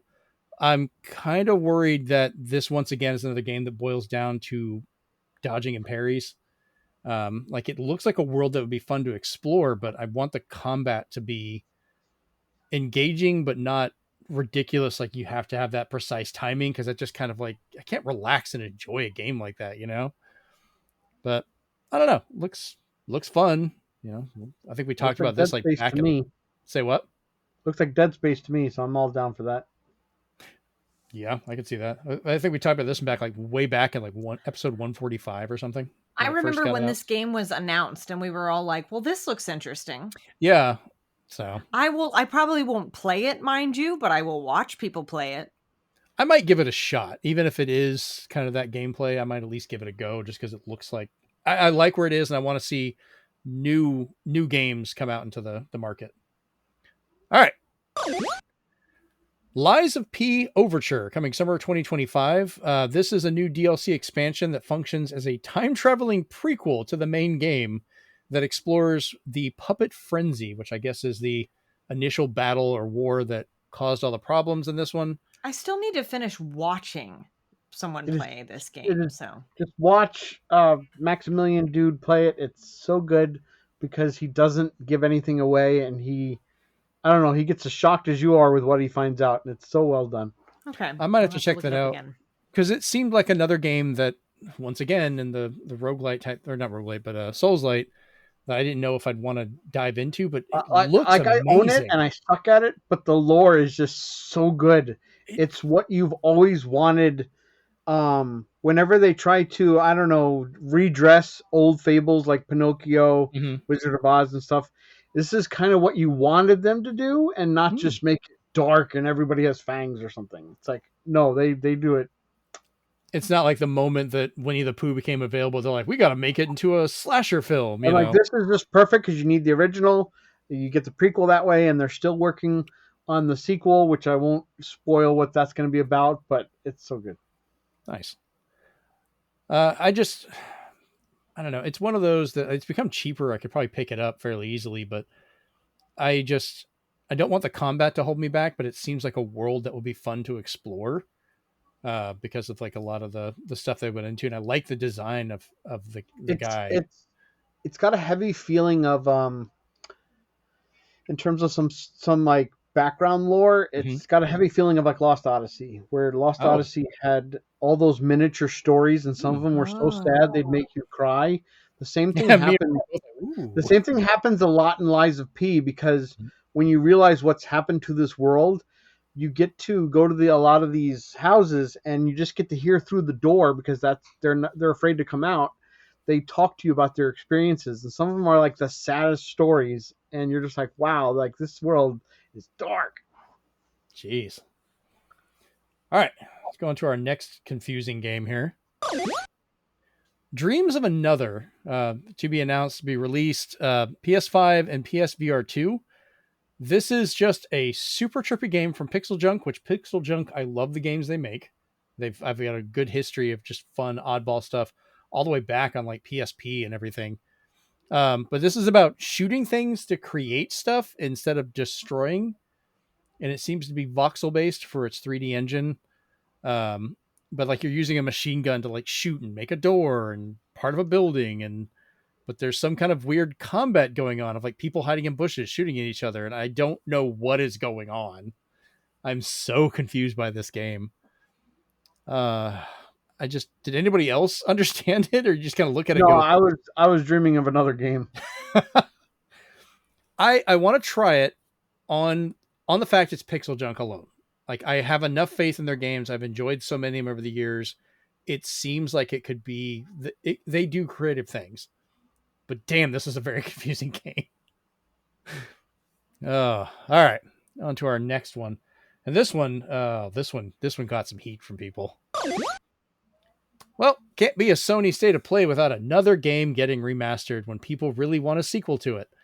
But instead, we're getting Days Gone Remastered coming April 25th for PS5 and PS5 Pro as a full title, or a $10 digital upgrade if you have the original.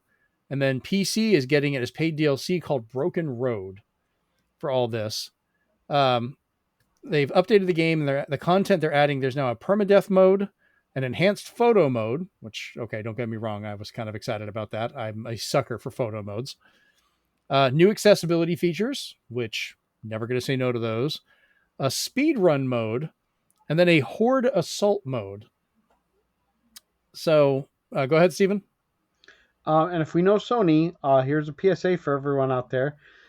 If you do want to get this game for your PS5, buy the PS4 one before they Horizon Forbidden West, the original game, and raise the price to make it align with PS5 pricing. Because last time you could get Horizon Forbidden West for like $10, and then upgrading it for 10 would be fine. But then they raised it to like $30-$40. And then I was like, why are you doing this? And they're probably going to do the same to this one. I did get one that was advertised on VGP as being the most complete one, where all the updates were on the disc. So I got that one from them. It was cheap. I think it was under $30 for me. So I was just like, for $20, for 20 some odd bucks, and then $10 now for the upgrade. I'm going to try it. I've had a friend who really wants to enjoy it. His two gripes were the first chapter starts out kind of slow, and he says there's 3 different currencies in the game that you have to contend with. Yeah, the opening, as I like to call it, they kind of Twilight Princess it, where it was really slow. The game gets great after that, but you have to slog to that point. And I was just like, they're probably going to do some quality of life improvements with the remaster. So once it's out, then I'll probably upgrade my copy and give it a shot. If it gets a physical release, I'll probably pick it up on there. I think the issue people had was people want this to get a sequel, and they're like, well, we've already bought this, we played it, now you're kind of hanging the you know, the carrot on the end of the stick on a remaster, going, well, this remaster better sell really good if you want to think about a possible sequel. And we're like, come on, you know, we wanted one, you could have built it. And then the other thing is, like, but the creator's still mad that his, yes, it's a spoiler, the creator's still mad that his character is an Astro Bot. He's like, don't do that. He'll get over it. Pretty much everything from the previous Astrobot game came over in the new one. It's not that big of a deal. But the other thing that people were upset by was they added this Horde Assault mode, but there's no option for, like, you can't even co-op it in any way. Like, you know, Horde mode's just fun when you have someone else, even if it's just one person to play it with. That was like one of my favorite things from like Gears of War, was doing the Horde modes where we're all just trying to survive against waves of shit coming at us, and, you know, cover that door, put this gate up, or whatever. Mm-hmm. Those were great. I want to go back, and I just really want to play more Gears of War now. Actually, damn it. And Rachel, did you ever play Days Gone, or is that another kind of not your thing? It's a shooter zombie game. I watched it played, but not my thing. Next game, though. Next game is my thing. I'm glad to see somebody else, because I liked this one and wanted to talk about it, but I had it on the we might remove it, because I didn't want it to be like just me. So thank you, Rachel. All right, Blueprints, which once I actually read it out loud to myself, I realized, it's a play on words of blueprints. I like that. Mm-hmm. This one's coming spring 2025 for PS5, Series X and S, Steam, Windows. They just listed as Windows, and Game Pass. So Game Pass. Yeah. It's an intriguing puzzle game about choosing rooms from blueprints to solve puzzles and then try to make your way through a mansion. And I am always down for obscure, weird puzzle games like this. So I think this is one that we'll be able to play if we all get it around the same time. Like, it's not co-op or anything, but we can kind of talk to each other like, well, I tried doing this and I ended up going like this path to here. And, you know, I think we could have fun conversations based around our experiences of it. But what about it caught your attention, Rachel? So I played it on Steam when they were doing that like whole demo thing, like months and months and months and months ago. I didn't know this was on that. Yes. So if you're wanting to check it out, I think the demo is still available. I played it, and what's really unique about it is you only have you choose rooms from blueprints, and you unlock these rooms by each room that you go through. Mm-hmm. So you only have a certain amount of options of what rooms you can put in each little block. And there's only there's a maximum number of rooms, and the whole point of the game is to find the secret room that is the room beyond the maximum number of rooms. 46th room, I think, is the one they kept hinting at. Yeah. They're saying, like, can you find room 46, or can you get to it? Mm-hmm. But you only have like 3 days to do this. Mm-hmm. And every time you get to the 3rd day, it resets. And you're armed with, of course, information, but you might not go about it the same way each time. So with each time you go through it, you have information from it and everything. But I had a lot of fun playing the demo, and the demo was actually comparatively pretty long when you compared it to other demos out there. But it's a very unique puzzle game, because not only are you having to solve puzzles while you're in the room, but then when you finish that room, or when you get into that room, you then can find things that you can then take back to a different room that might help you. But you have to be very strategic with where you put your rooms, because say that a room blueprint that you have has 3 doors, and one of those doors is on the side of the wall. There's a wall there. So then that door you can't use. So, or you can't use that room. Like, there's a bunch of little minutia with that, but I had a lot of fun playing the demo. So I just thought it was really funny that, I'm getting a release date from a PlayStation state of play, like a state of play thing for Sony, and that was what was funny to me. But it's a good game, and there is a story, of course, because the character you play, you essentially, is inheriting the house, but you won't inherit the house unless you can find this room. Like, Okay. yeah, it's very intriguing. What caught my attention is it looks very much like it would be a good Steam Deck game, like just to have as a portable sit down and just kind of go through it. And I haven't looked to see if it's Steam Deck compatible. It looks like it should be, but you never know. I wouldn't know. I did not look at that, but Steven, you might like it because it's it's a point and click kind of. Yeah, I gave it thumbs up because he was excited. This was basically taking the worst of Majora's Mask and putting it in its own game, where it was just like, okay, this is where it belongs in a nice puzzle game with rooms. Because I don't mind this type of going through the rooms. I've played. I don't know if you ever played it for DS or Wii or any other ones, but there's games that are actually just called rooms. Yeah, the room. Yeah.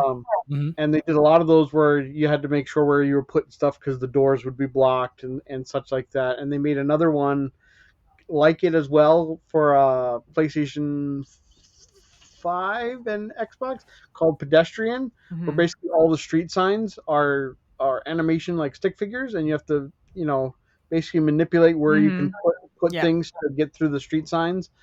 And it's basically anything that has manipulation, either shadows, shapes, or in this case rooms. Right. I was like, I'm all for those types of puzzle games. Those are great. Yeah, but I when I saw that this one was on the State of Play, I was like, oh, okay, a game that I'm actually excited about because I really, really enjoyed the demo. So nice. I'm glad to see I'm the only one that was excited about this when I saw it. Chase, do you have any thoughts on it? I know I didn't want to leave you hanging on that one.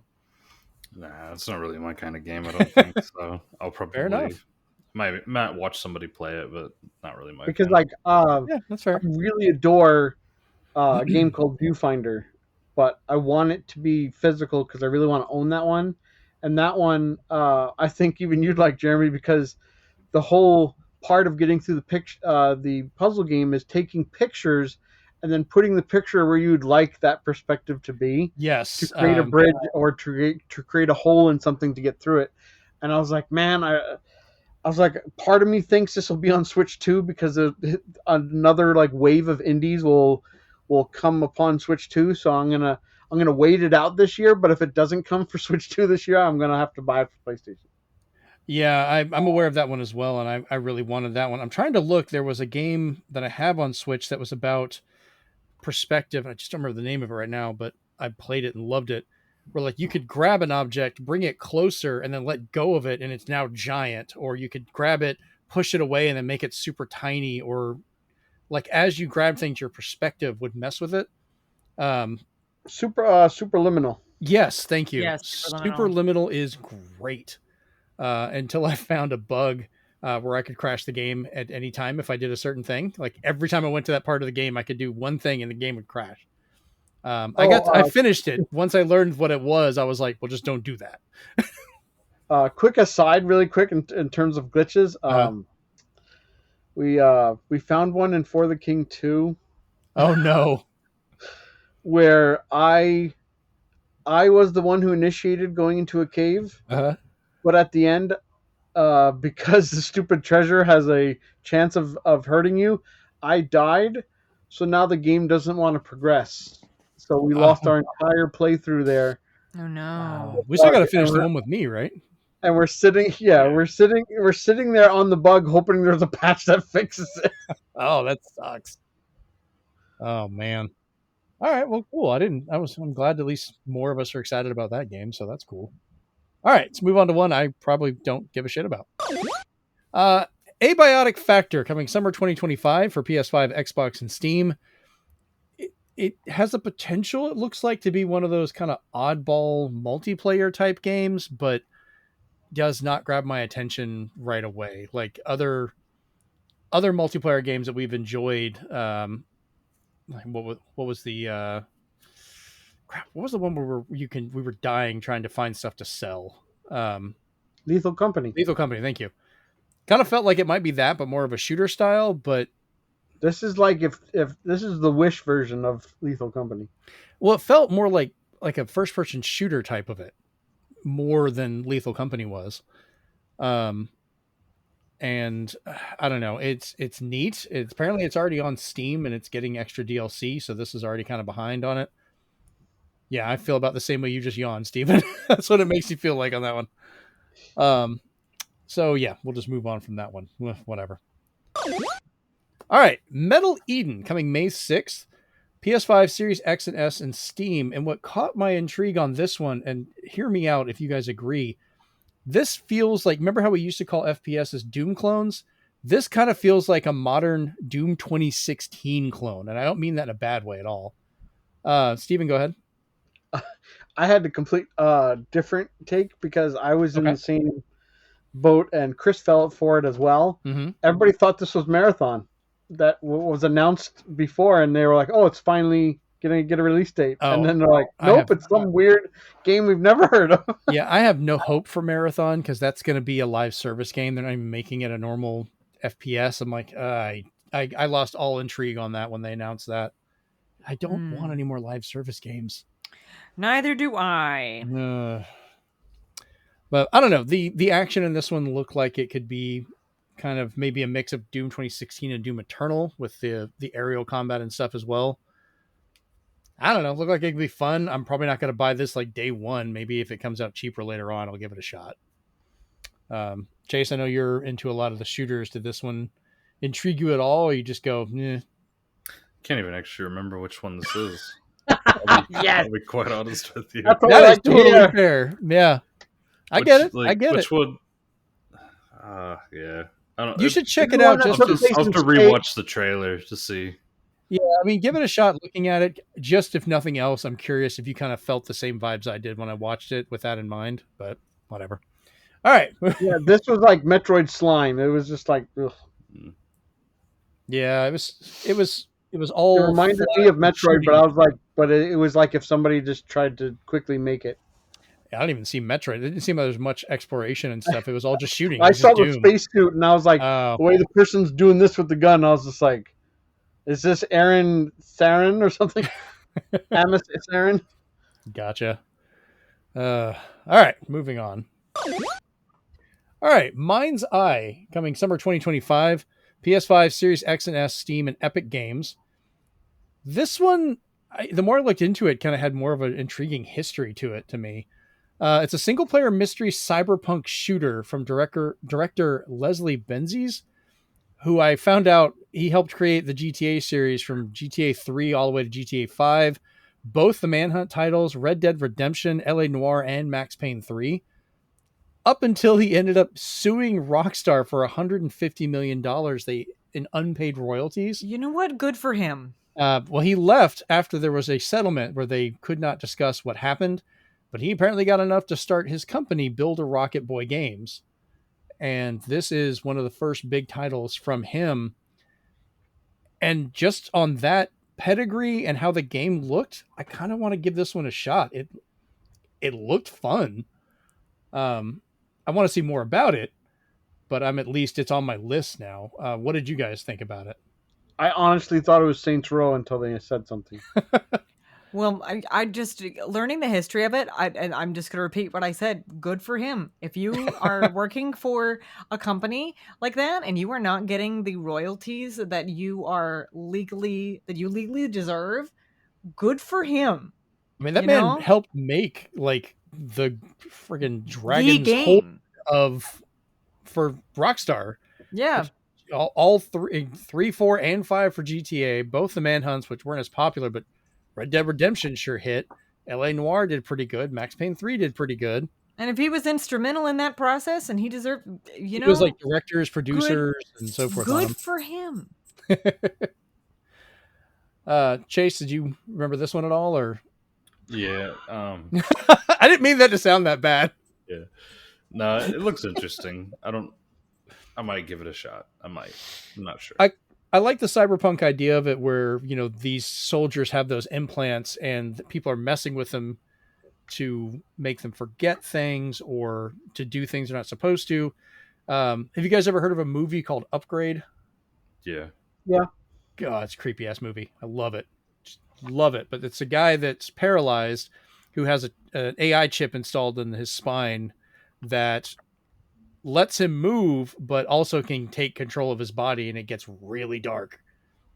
Kind of makes me feel a little bit of that with this implant they have and what it's able to do to them, along with it seeming to be kind of an open world with, you know, the driving mechanics and shooting, and it looks very, very cleaned up and very well done. Didn't feel like a small game at all. So I don't know. I want to give it a shot. Like, I did not know about it until now, and I want to play it. So we shall see. All right, on to our last game for this. So we had Saros coming 2026 for PlayStation 5. Cinematic trailer shown was from House Marquee, same people that made Returnal. No actual gameplay was shown. It might take place in the Returnal universe. They have not confirmed one way or the other, but it does feature a similar die and restart function or setup from Returnal. But now you can have permanent upgrades, so you're not truly restarting every single time. You can actually advance as you play along. So that gave me a lot of Deathloop vibes. Deathloop was a good one, yeah. Was I supposed to vaguely recognize the main guy from somewhere? Because I'm just he did look familiar, but I don't know who he was. This man looks familiar, but I don't know where from. Yeah, he's a real actor, because he actually did a reaction where he, for a year and a half, couldn't even tell his wife about it. Okay, that's like, interesting. Finally. That's interesting, because I was watching it and I go, I think I've seen this face before, but I don't know where from. Well, he was watching it with his wife, and his wife's like, "That's you," and he's like, "Yep." Let me see if I can actually find him. That's hilarious. Okay. If I mispronounce this, I really apologize. Rahul Kohli. What has he done? Let me look and see here. Oh, I do know that face. Okay. Yeah. He was in iZombie. Oh! Yes. It's that guy. Much less of a beard. Oh my God. As soon as I saw him without the beard, I was like, oh, okay. Hey, he was in Ghostbusters Spirits Unleashed. Oh. Nice. But he's done a lot of video games. Mm-hmm. He's good a nerd. But no, listen, iZombie, that's a good show, man. That's a good show. I have it on my list. I think I started it and I was really enjoying it, but I haven't seen if I can finish it. So yeah, no, good on him. I kind of want to try it. Returnal, I kind of bounced off Returnal when it first came out. I got it on launch day. I gave it a shot, and it was so difficult. It's one of those games where I felt like I was just kind of bouncing off of it because I couldn't get anywhere. Like, I kept playing and it was fun, but I felt no actual, like, I was getting anywhere in the story, no matter how much I kept trying to play it. So I felt like I was just kind of spinning my wheels. Like, I enjoy House Marquee games because like they went from shmup to shooter. Yeah. So I was like, that's impressive. But it was just one of those games that like didn't feel like anything else. I enjoyed it. I love how it looked. I mean, I want to go back and give it a shot because it finally got some of the updates and things. And I think we also got involved in that whole argument where, it was like every run took so long. People were like, is there any way to like get to a checkpoint and save and come back to it or whatever? It's like, no, you have to play it the whole way through. They made it easier now. That's not true anymore. Well, yeah, but at the time because I remember getting into an argument with some of the previous group because I was on the side of like, I've got kids, I have responsibilities. Like, I can't sit here and hope this thing doesn't take me a couple of hours to play. I may have to, I've only got this much of a window. I don't want to have to just throw out everything I just did because I can't. Yeah, because I bought it after the update. Once I saw the update that says, "Oh, we're dialing this down," because it was insane to think that everybody would just want to do a run every time. Yeah, I don't mind the difficulty in it. It controlled and it played beautifully. It's just, I don't know. I've gotten to the age, not just because I've had kids and all this stuff going on. Games kind of have to respect my time a little bit. And I get it. If I'm going to sit down and watch a movie, I know how long that movie is and stuff like that. And playing a game can be iffy, but the Switch, I love the fact that at any time I'm playing it, I can just hit a button, put it to sleep. I don't have to stop or wait for anything. Xbox has implemented, where it'll just restart or pop back up for a quick resume for most titles, which is really helpful for a lot of stuff. That has helped. And getting that and then getting Returnal and going like, no, you have to do this. And there were a few times like I had to go make Jennifer something to eat. I had to make dinner or something, and I had to turn the game off or leave the PlayStation on, and it updated. It updated while I had it waiting, and that kicked me out of the game. And I was like, and I haven't played it since. So I'd like to give it another try, and I'm intrigued by how this game looks. Mm-hmm. Hopefully they've implemented some of this stuff in this new title, which will make it. You know what doesn't respect your time is visual novel demos. They make you like read like 3/4 of the book, and they're like, play the full game. I'm like, I just sat here for 4 hours playing a demo. Yep. I was like, when does it end? Yeah, I like it when they were like, your save will carry over. I'm like, thank you.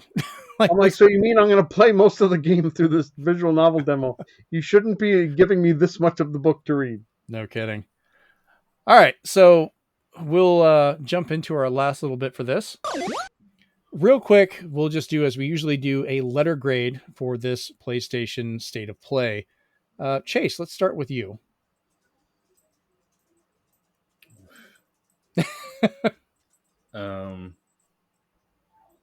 Just go with C minus. Okay. Wasn't great, but there's a couple things in there that I liked. That's fair. Steven? D. For disappointment. For dismay. State of God. dismay. The first game they showed is the only game I'll pay full price for. Yeah. Rachel, what about you? I'll give it a C+. It's a passing grade, but it's not a great one. And there were some things I was excited for in it. But every time there's a State of Play, my brain goes, when will Kingdom Hearts return from the war? We don't know. We don't know when they will return from the development war. They are still in it. We don't know what's happening. We don't know anything.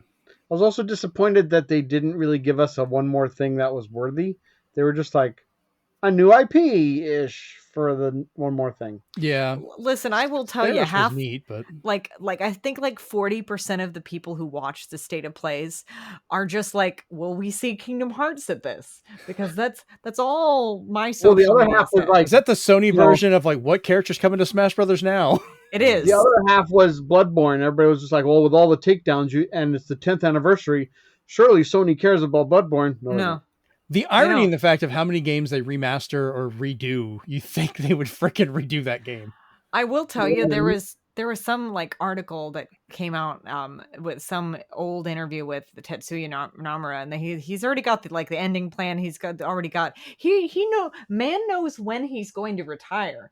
That's like how he's planned out this entire thing. So I'm just like, we don't even know when Missing Link is going to release, and that was supposed to be in like beta in fall, and I haven't heard anything out of that. People were selected, they played it, but nobody said anything because apparently their NDAs are so ironclad, and they're constantly under threat of the Disney and Square Enix equivalent of the CW Pew-Pewer.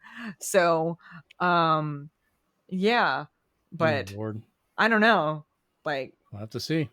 That's my hope for the next thing, though. Yeah. Is that. So for me, I'm going to probably give it a C, just a flat C. And I find it kind of funny that most of the games I was interested in are also coming to Xbox for one. So it's kind of nice to be like, where's my PlayStation exclusives that are going to change this landscape? No. They had a couple, but not any landscape changing ones, I don't think. But I don't know. Like even the one VR one I was really interested in, or the kind of the weird one, which was the forget the names all the time. Midnight Walk.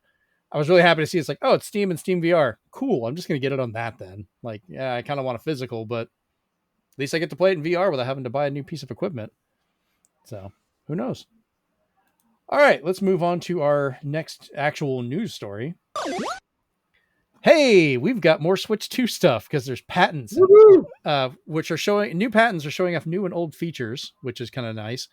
So the weird one is you might be able to flip a Switch 2 flip. Don't know why. What in the sidekick is this? So you have your Switch 2 with your Joy-Cons. You got the headphone know jack why. and stuff. And for some reason, they let you disconnect it, flip it over, put your controllers back on it. You already know why. I don't actually, because it said in the patent, it's because for people who want to charge it on top instead of the bottom, it gives you a choice. But it already has USB-C on top and bottom. You don't have to flip it to do that. But what if people want their headphones going down instead of going up and around the back? You can do that, but you'd have to remember I don't know if Nintendo would want to do that because it would make it more of a hassle. You can't just go dock it. Well, you'd have to flip it again. Is it like the equivalent of flipping your phone and the screen just flipping? If that might be just it, Jeremy. But that if you do that, your USB-C port doesn't flip too. And I know it has one top and bottom, but they're not the same spot. They're separate. They're in different locations.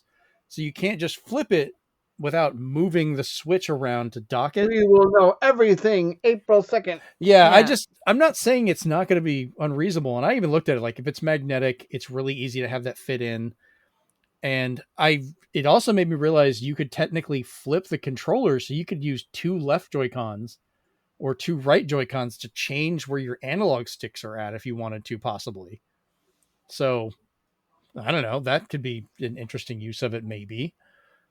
It just, I don't know. It was just weird. And I just wanted to talk about it because I was like, well, that's some Nintendo ass shit right there. Like, why? So I don't know. The other one, though, on a little bit easier note, they have a patent that shows that NFC will be in Switch 2. So at least existing amiibos might work. Or who knows, we might even get new ones, which I'm hoping they continue to make. But I don't know. At least your existing ones could still be used, possibly. At least that you knew they were going for because they partnered up with some other company and sued all the guys who made the bootleg amiibos. Mm-hmm. Who put them on cards. So they went after those people.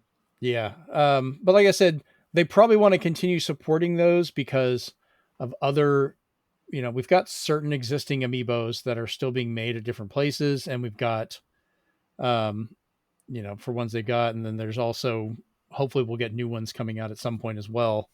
So we'll see. I don't know. All right. And let's move on to our last news story for the night. Hey, do you guys want to Switch 2? You might be able to get one if you have $40,000 on the black market. Eh? Yeah. So apparently a Switch 2 may have hit the black market going for $40,000 being sold. And there are people trying to buy it. What is wrong with people? Good God. Well, it's not so much of like, hey, an individual buying it, which there are people with way too much freaking money that would probably try and do it.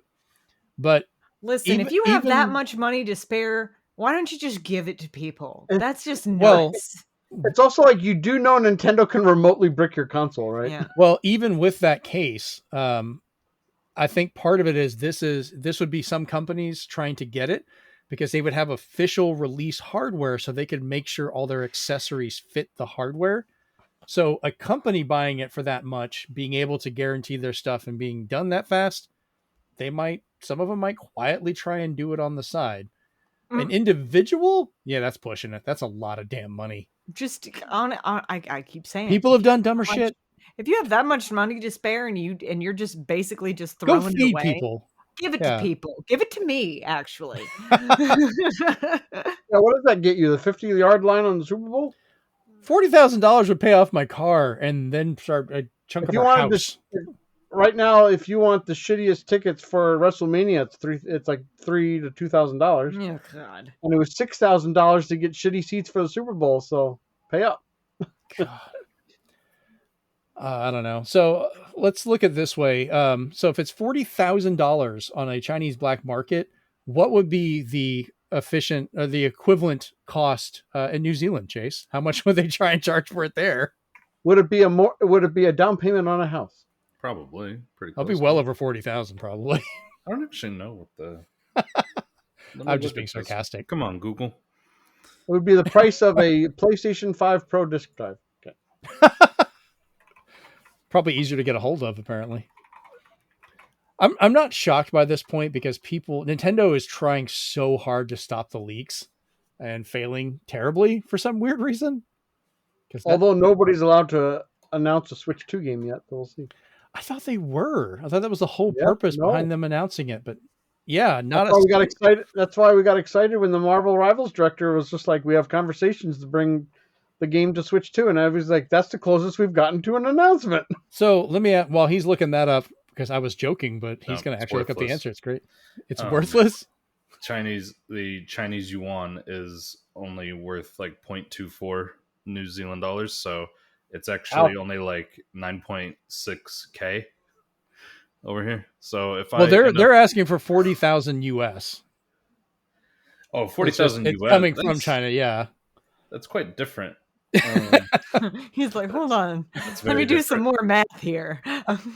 So, speaking of Switch 2, though, Rachel, would you buy Kingdom Hearts again if they actually released Kingdom Hearts 1 and 2, and maybe even 3 at this point, physically on the Switch 2? It's got to be the story thus far. It can't be just 1 and 2. Listen, it needs to be the collection. If they did the collection and it wasn't that stupid Cloud bull crap. Just say bullshit. Just say it. Nobody likes Cloud or Sephiroth. It's funny to hear you curse. Just say bullshit. Listen. Okay, ready? All right. Yes. All right. Here we go. Say it like you mean it. Like an unforgivable. All right. So no one wants the stupid Cloud No one likes the stupid Cloud saves bullshit, Square Enix. I love you to death, sweetheart, but no one wants it. Just put it on a physical cartridge. Is it that hard? Are your production costs that high? Where are you trying to save money? I'm pretty sure all of the money is going in to support your Cloud. You know what's hilarious, though, is if you try to play that and they give you that trial, you can't play Kingdom Hearts 3 because by the time the cutscene's over, you're out of time. Yep. It's fantastic. Interesting. Chase just did the math, and the math is in the chat, and I don't like that. Wow. $69,759.36 New Zealand dollars. Damn. That is a lot of money. So don't look for the Switch 2 Black Market Edition in New Zealand. Oh man, that was so stupid. I had to talk about it. All right, let's jump into the speed run then. 2 things to hit up on this one real quick. Fantasy Life: The Girl Who Steals Time won't be getting a physical release in the West. So my next question looks like Steven's already answered. The import isn't fully English, so I'll be buying 2 copies of that because Jennifer and I both want this. Go ahead, Steven. When they originally announced it, there was going to be a physical edition in the US, but it looks like once they made it multi-platform is when they decided to make it all digital. Oh, that sucks. I guess they were just like production costs. Hello, so I'm going to import it because they need more money for Professor Layton. Well, this is one Jennifer is honestly excited for. We love playing the Fantasy Life games together. We played them on 3DS and so forth on there, so definitely getting these. Next up. This one was a bit of a discussion with some of us earlier this week. Teenage Mutant Ninja Turtles are coming to Call of Duty Black Ops 6 and Warzone. Killabunga! Yeah. It feels weird that Ninja Turtles would be using the guns anyways. Like, it was already kind of funny in Fortnite, but this is just out there. We got Cheech and Chong. No shit. Okay. And Godzilla v Kong. Touche. And Nicki Minaj. So, but when this came up and we were talking about it, Chase, I wanted to talk to you specifically. You had said that I guess it was Warzone is starting to hemorrhage players, or was it actually Black Ops 6? So in particular, I don't know if they were talking about just Call of Duty as a whole, or if they're talking about Warzone specifically, because so one of the YouTubers that I usually typically go to for any like Call of Duty news is JGod, because he's actually like does really good at like, you know, when he's talking about things. And in particular, like what he was referring to is because he had a couple videos where he talked about how there was a little bit of decline in players and there was some issues that Activision needed to address because or I guess not technically Activision, it's which studio is Black Ops 6, that Treyarch. Well, it's actually a combination of them, depending on which Yeah, part, because they gave them the extra time, but it's mainly Activision working with like Treyarch and some yeah, other parts. but they because there's a lot of issues. There's a lot of issues with the game as far as like because whenever they bring in like especially when they bring in a new game like Black Ops 6 because Mm-hmm. they incorporate that into the Warzone, or I guess technically it's Warzone 2 now. But they incorporate that into the Warzone BR, and then what ends up happening is there's a lot of issues that end up happening, like a lot of bugs, a lot of whatnot. And the problem that people have is like, say for instance, there's like a bug that people have a real big issue with because it affects how certain guns are used, and like and it basically makes it to where like only a couple guns are usable. Right. The Takes meta. it takes forever for them to fix stuff like that, but then like if the store goes down for any reason, that's almost like instantly fixed. Like that whole thing's That's like their instantly moneymaker. solved. I mean, Yeah, exactly. And it's it's a bad look, like what J God was saying. It's kind of a bad look when you can fix those problems like super quick, but then you can't fix like any of these other problems that people are having. And he's like, but he also admitted, he's like, I'm sure it is simpler to fix those problems than it is some of these other ones. Like I don't want to. It kind of makes sense. Like you go into a Walmart and their bathrooms may be a mess and a whole section's messed up, but if their registers go down and they can't get money from that, that's going to become the priority pretty quick. Oh yeah, absolutely. Like, but I understand. I get what you're talking about too. Yeah, and so it wasn't just him though talking about it. That it became, then it also became another streamer that I used to watch a little bit called Iceman Isaac, and he was talking about how the numbers are going down. Like, but he does mostly Warzone, so I don't know if this is a Warzone specific issue or just a Call of Duty issue as a whole. Mm-hmm. But I think it's mostly centered around Warzone. I mean, it makes sense though because Warzone's been out for a long time. Yeah, and Black Ops has all the omnidirectional and all the upgrades people wanted, stuff like that. Because the way I had understood it when we first brought this up, and we were talking about it, because I didn't take into account Warzone. I thought it was just Black Ops 6. That's why I was like, what do you mean? Like, because they broke records on the sales for this thing, which doesn't guarantee you're going to have that many people staying all the time. But I think Call of Duty and a lot of multiplayer games, they'll peak, then they'll kind of valley for a little bit until they get like new DLC content or new maps or something, and that kind of brings it back up, and it's going to cycle during its lifetime. But yeah, Warzone being mobile and everything, that's gonna hope that's why burn out faster. Yeah, I think Warzone's kind of the moneymaker, but I think with Black Ops 6, because Treyarch had time to actually like make it, it's really well polished and stuff. But I think and I think a lot of the stuff that's in Black Ops 6 they're probably going to try and put into Warzone. But if they can get that movement system in there, that'll be because that is a big thing in Black Ops 6. It's a lot of fun to use. Or maybe they'll wait to do that for like a Warzone 3. I don't know. I know we're talking about zombies and shooters, Rachel. I'm sorry. We heard that. But remember, this is the game that you can play as Skeletor now too. Yeah. What? Yeah, Skeletor's in Call of Duty, Black Ops, and Warzone. Damn it. And there's already a campaign that people want to add Optimus Prime to it so bad. And I was like, he's going to know the day it gets added because I'm going to show it to him. Yeah, I put money aside for that now because damn well. We don't even... I want us to play more Call of Duty. I love Zombies mode. We haven't played in a while. But we'll have to get into it again. But yeah, I thought that was interesting, and I wanted to talk about it on the show with you, Chase, after when you mentioned it on the Discord, which is bit.ly/Zenspath Discord. Come talk to us. All right, so let's move on. Don't bring any Reese's. It's Reese's. So let's go ahead and go over to the big question. So as we're talking about all this stuff, yes, Chase is just rubbing his hands, waiting like this is going to be a fun one. Oh, I'm ready. So I'm ready. I thought about this just before the show, but what genres or types of games do you feel are currently overrepresented or opposite, underrepresented this generation? So I'm going to start off because I've got the one that everyone pretty much already knows about, and that is there are too many damn Souls-likes. I get it. You like them, and I get that people enjoy them, but they've become so ubiquitous for so many games that, once again, I will argue, being difficult is not good game design. That is just, I want to make this really hard because I don't want to design a fun game. And there are some that get around that. Elden Ring was amazingly fun. I liked it because it gave me options and did stuff. But a lot of these other ones are just like, we're going to be so nitty gritty and, you know, everything has to be parried and dodged and perfect timing and all this stuff and flashy, that the games start looking the same, where I could probably get people to think one game is another one easily, because they're all just really flashy, lots of particle effects, little effects as you slide around fighting things, and the creatures all look very similar in a lot of games.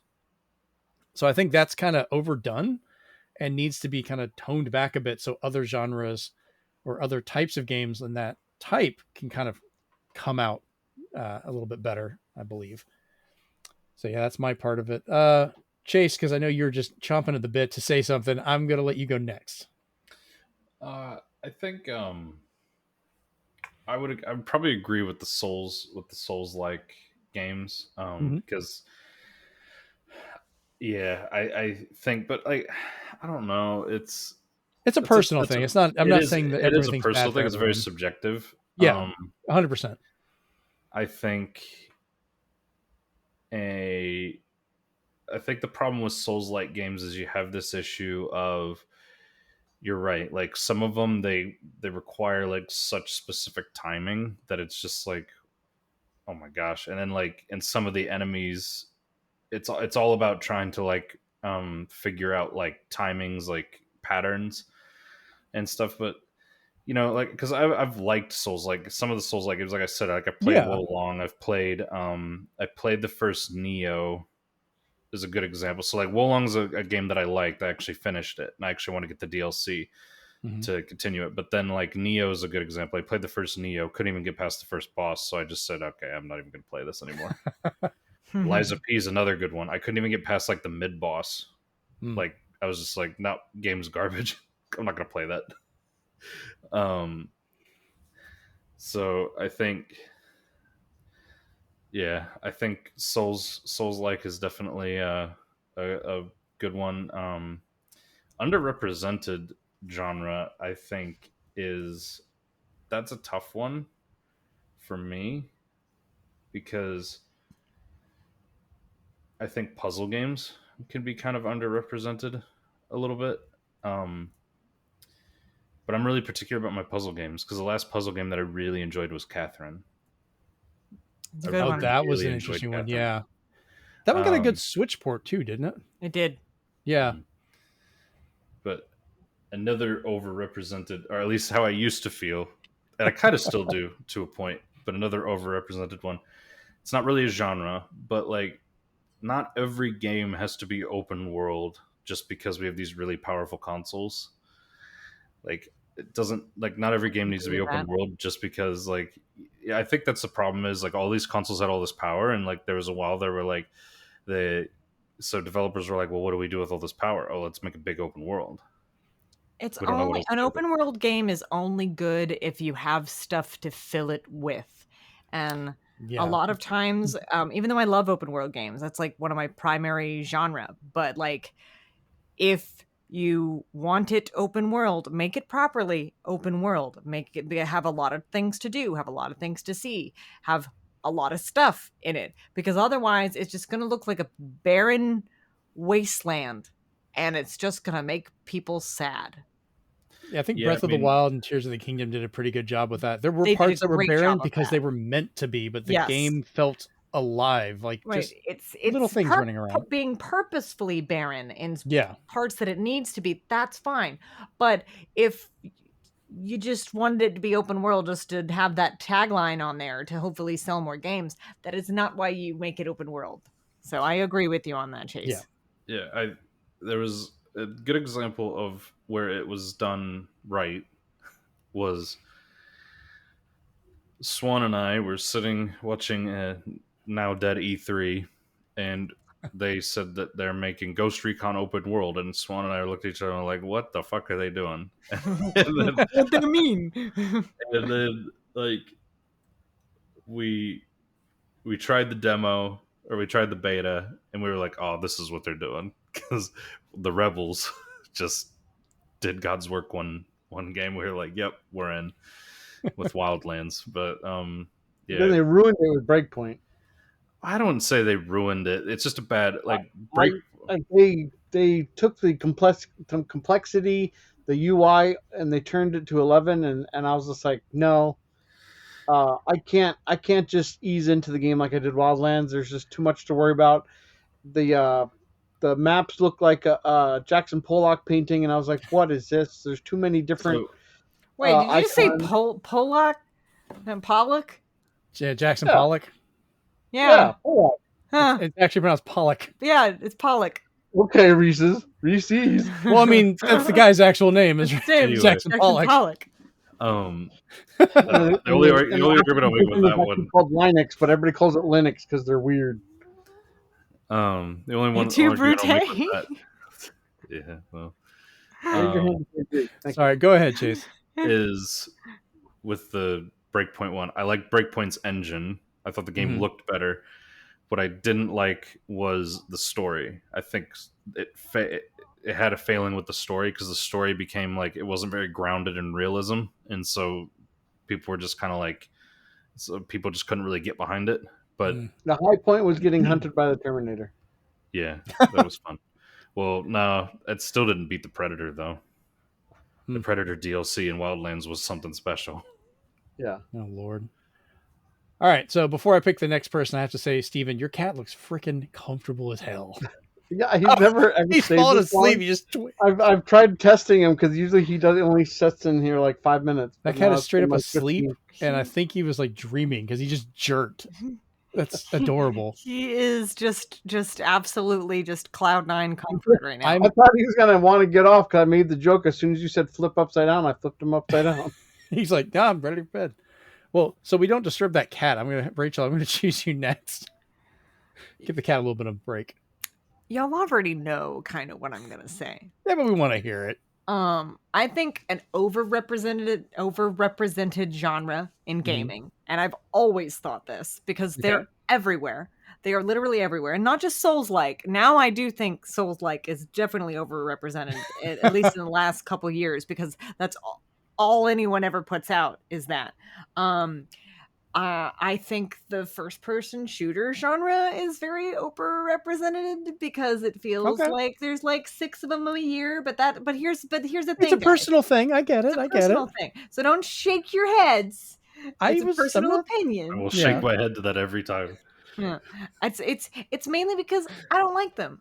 To me, it's same game, different war. That's all it feels like to me. It doesn't feel creative. It doesn't feel innovative. I don't find the gaming, the gameplay very inspiring or fun. It's just point, shoot, pew pew, snore fest. That's what I think. So and that's why I don't like. That's another reason why I don't like Souls-like. They're everywhere now. Everywhere wants to create a Souls-like because they're trying to tap into that lightning that Dark Souls and Demon Souls and all that tapped into. And let me tell you guys, you're not gonna get it. Lightning does not strike twice unless you're Dark Souls, in which case it does. Struck a couple times. Exactly. But just because you're trying to be like a game does not mean your game is going to be successful. And I find that to be very boring. Lies of P is a little different. It's got some twists and turns and a story that I like. But that's my personal opinion. For the Hermit Crab game. That Hermit Crab game, you know what I'm talking about? Yeah. It looks adorable. But they advertise it as a Souls-like, so I immediately am turned off from it because I will give them on that one. There are a lot of accessibility options and things you can change, so you can make it more reasonable. You can give them play how you want. You can give them a gun so you can one-shot everything. That's great. That's hilarious. I love that. That's fine. I approve that's a good of thing. that. Yeah. But the thing is it feels overrepresented to me, Souls-like specifically, because that's what everyone is advertising. Well, it's like the zombies of today, where remember we had zombies. Oh, zombies everything. Everywhere. Like, we still have them. They're fun. Yes. But they're not for a while every there. Damn game. For a while there, they were in literally every game, and I was like, when I still worked at GameStop, I was like, I am tired. I am so fucking tired of all these zombies in these damn games. And these motherfucking zombies on this motherfucking plane. exactly. I was tired. I was like, I don't know what to sell people anymore because it's just all zombies. Oops, all zombies. Like that's literally. My grandson wants that zombie game. That's like, which one? There's like 85 of them. You've got a lot to choose from. But I will say, underrepresented genres. Mm-hmm. A couple years ago, I would have said visual novel type games, but now those are everywhere too. Made a good comeback, I think. They've made a good comeback. Puzzle games are making a major comeback, but they are still underrepresented, I feel. And for a while, platformers, at least in recent years, up until fairly recently, 3D platformers specifically were underrepresented. I mean, you had some indie ones and stuff like that, but not like a big, like, wow, in your face. Like, it's been what, almost 8 years for Mario Odyssey? Like, yeah. Yep. And like, but like, they're the only, I feel, the only one that was like still doing it was Nintendo. I haven't seen a new Ratchet and Clank game in ages. I don't know if Sony did do Astrobot. Yeah, Astrobot. Astrobot was amazing. Astrobot was amazing, but there's not many of them. Even though you're not going to like to hear this, Insomniac pitched Resistance 4 to Sony, and Sony said, no, we don't want that. Well, then they have to make a Ratchet and Clank game next, don't they? So that sucks, because that's not what they wanted to make. They had all the ideas and storyboards ready for Resistance 4, and Sony's like, no.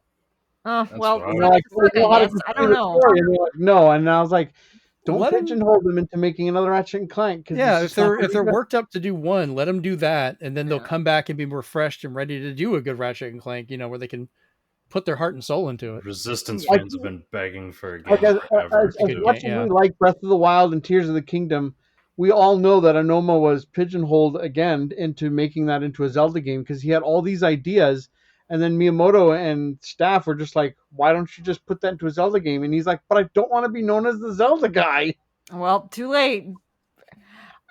I'm just like, I get really excited when there's games and genres that I love that finally like get some love. Like my Nancy Drew games that I play, I would love more games like that, but it is a forgotten art now. The people who made them are now doing the games differently, and I don't like them as much because I feel that they've lost their charm.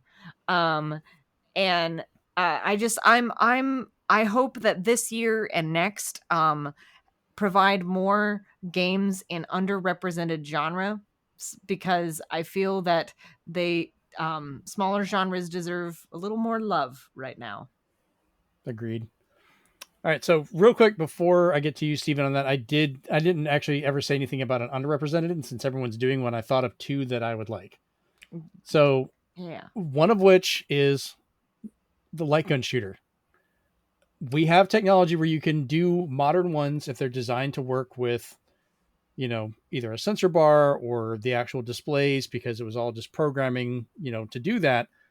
So we could make modern versions of it. I get it that they have issues with making things that are shaped like guns. We could find workarounds for that or some other way to do it. Space Blaster. The Wii remote was great. Like I think the Wii was the last, like, just open market for like light gun shooters, to say it best. I know it wasn't technically the same way, but it had the accuracy and worked well enough that I could play the Resident Evils and House of the Deads and so forth. They've tried it with newer ones, like on the Switch. That oh god, fix your controls, guys. Come on, that was terrible. Trying to use motion to replicate it. Like, I'd rather hook up a sensor bar. I don't give a damn. They're about to get a bunch of shooting games because they announced the whole collection where it's coming with Operation Wolf, Operation Thunderbolt, and a bunch of other shooter games. But those, I think you can use a reticule as well. But have to see. But it's a genre that I've really enjoyed. The other one that I wish we could get back in a better way is movie tie-ins.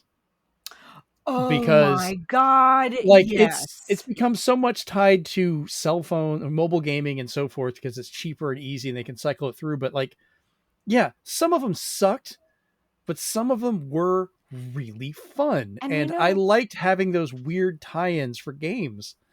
Like, I know, I agree with you on this. We could have had some weird Spider-Man tie-ins for the last 3 movies. We really could have. But also, like, some of them that were movie tie-ins that weren't really movie tie-ins. Mm-hmm. Like, I'm gonna mention the person we don't like, Jeremy. Yeah. It's the Harry Potter games. Mm-hmm. Those were excellent. And they were weird, but they were excellent.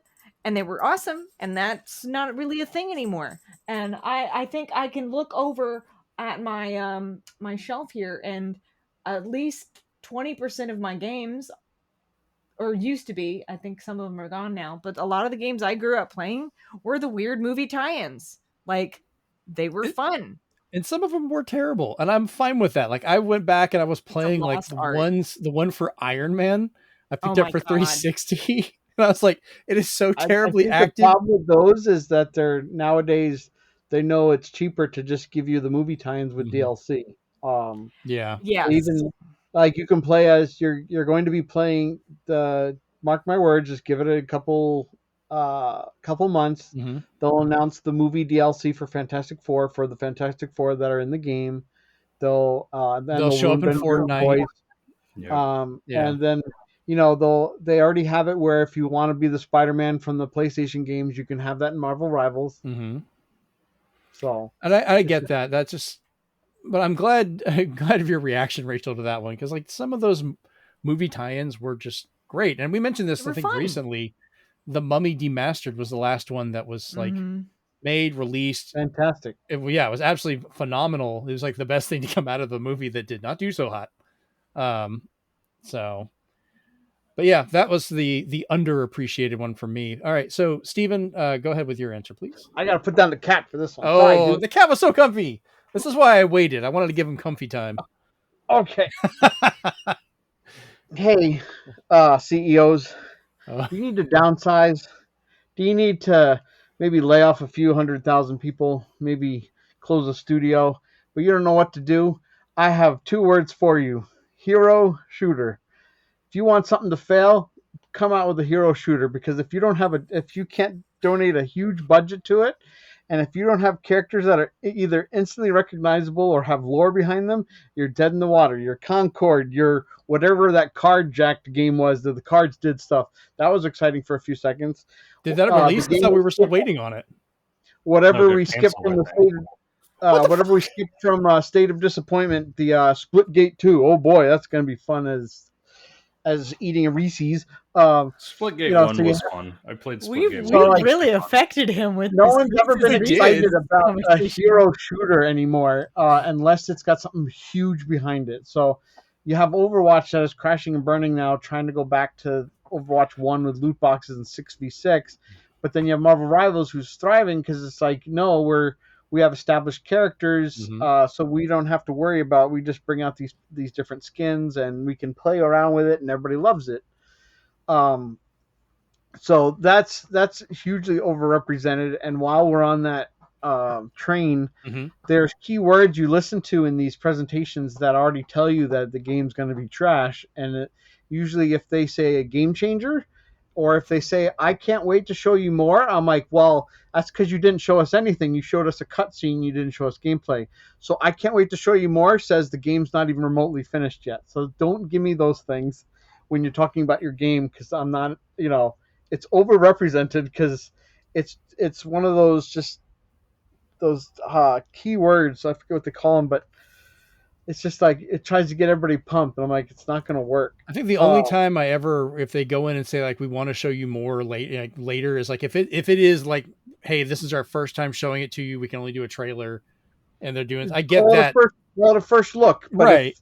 If some Randy Bitchford or something says, I can't wait to show you more, I'm like, you're not going to show me anymore because it's still going to suck, or it's not finished. So, the indie developers, say, I can't wait for you to play it. That's much better than I can't wait to show you more. Because it's Yeah, like, no, that's a good you're point. That is a Yeah. very good dangling point. the carrot. Like, don't do that. It just feels better to hear that of like we want you to play it, not just see it. So Yeah. the Just in a movie. underrepresented, Mm-hmm. the underrepresented are ones you have to search for. It's underrepresented are literally hidden gems, and they're also the ones that unfortunately have this catch-22. The underrepresented are ones that you didn't know you wanted until now, but then when you get it, you have to be careful because now you're going to get knockoffs, and I mean tons of knockoffs. Oh, yeah. So you look at the history, and you had Flappy Bird, which for some reason was a hit, and now it's an arcade game at Dave and Buster's. Okay, but then you had Vampire Survivors. How many copies of those have you seen coming out that just changed how characters work? And there's Yeah. so many things on screen. You have Balatro, and now there's things coming out which copied that. Mm-hmm. You had Slay the Spire do super well, and then you had all these other like card-based battle games start to come out of the woodwork.